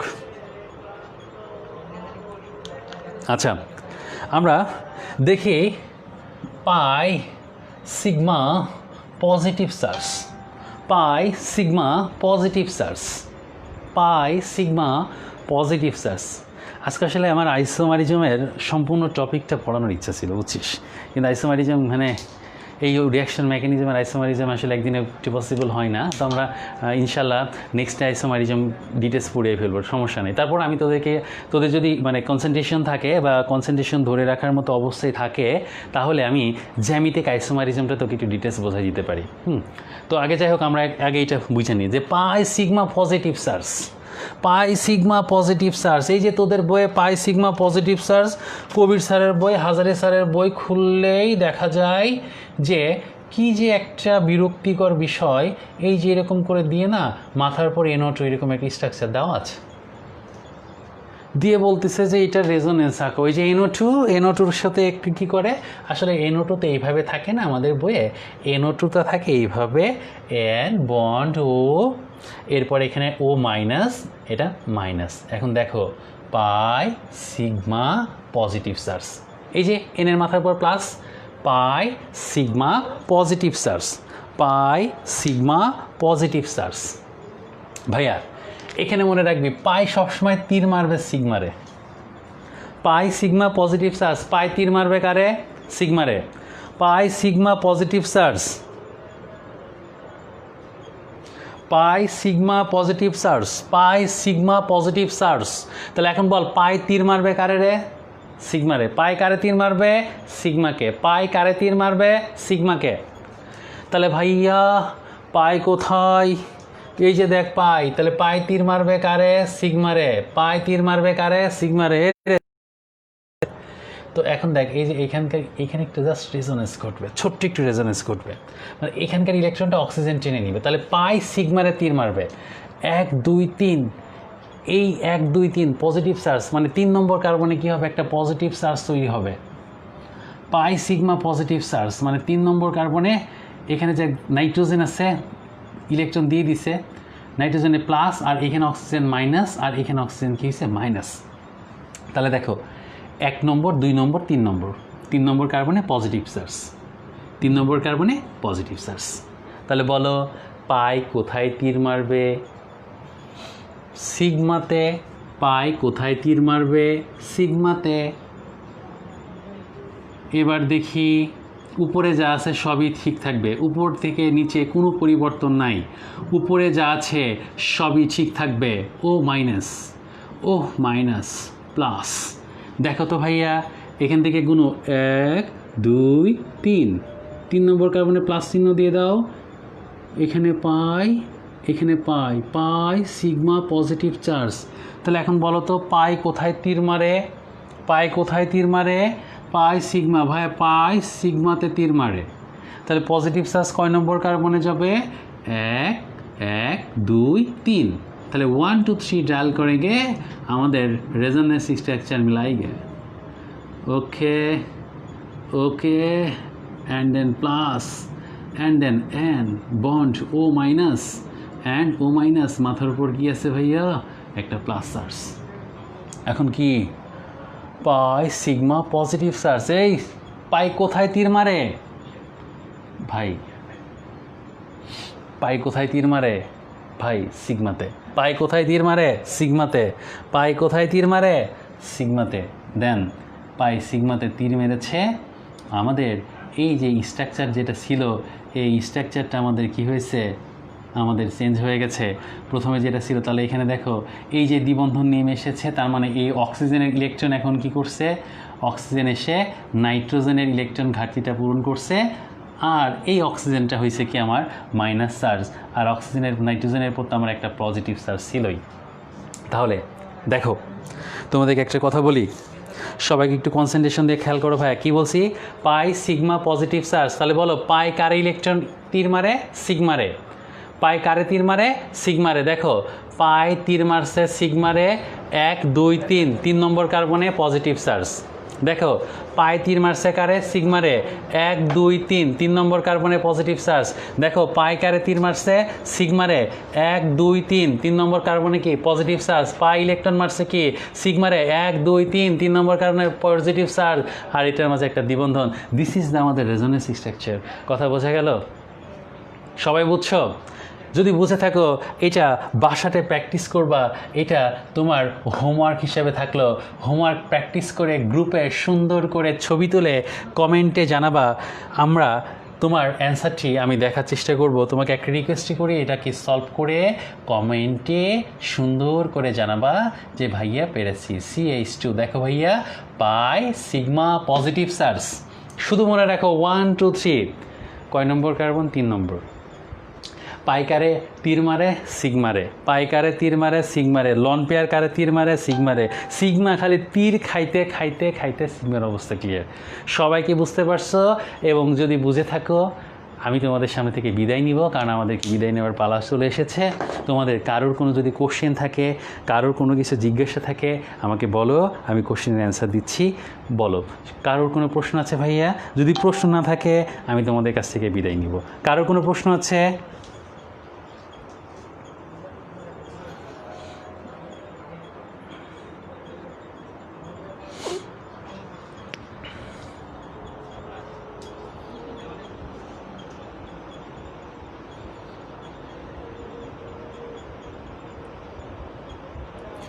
আচ্ছা, তোমাদের হয়তো কারোর কোনো প্রশ্ন নাই, আমি তোমাদের কাছ থেকে বিদায় নিচ্ছি। সবাইকে ততদিন ভালো থাকবা, সুস্থ থাকবা, মন দিয়ে পড়াশোনা করবা, এটাই তোমাদের কাছে প্রত্যাশা। আজকের ক্লাসে যেগুলো দেখাইছি এখান থেকে মাস্ট বি তোমার বোর্ড পরীক্ষাতে প্রশ্ন হবে, MCQ এর প্রশ্ন হবে। তো ঠিক আছে, সবাই ভালো থাকো, সুস্থ থাকো, আল্লাহ হাফেজ।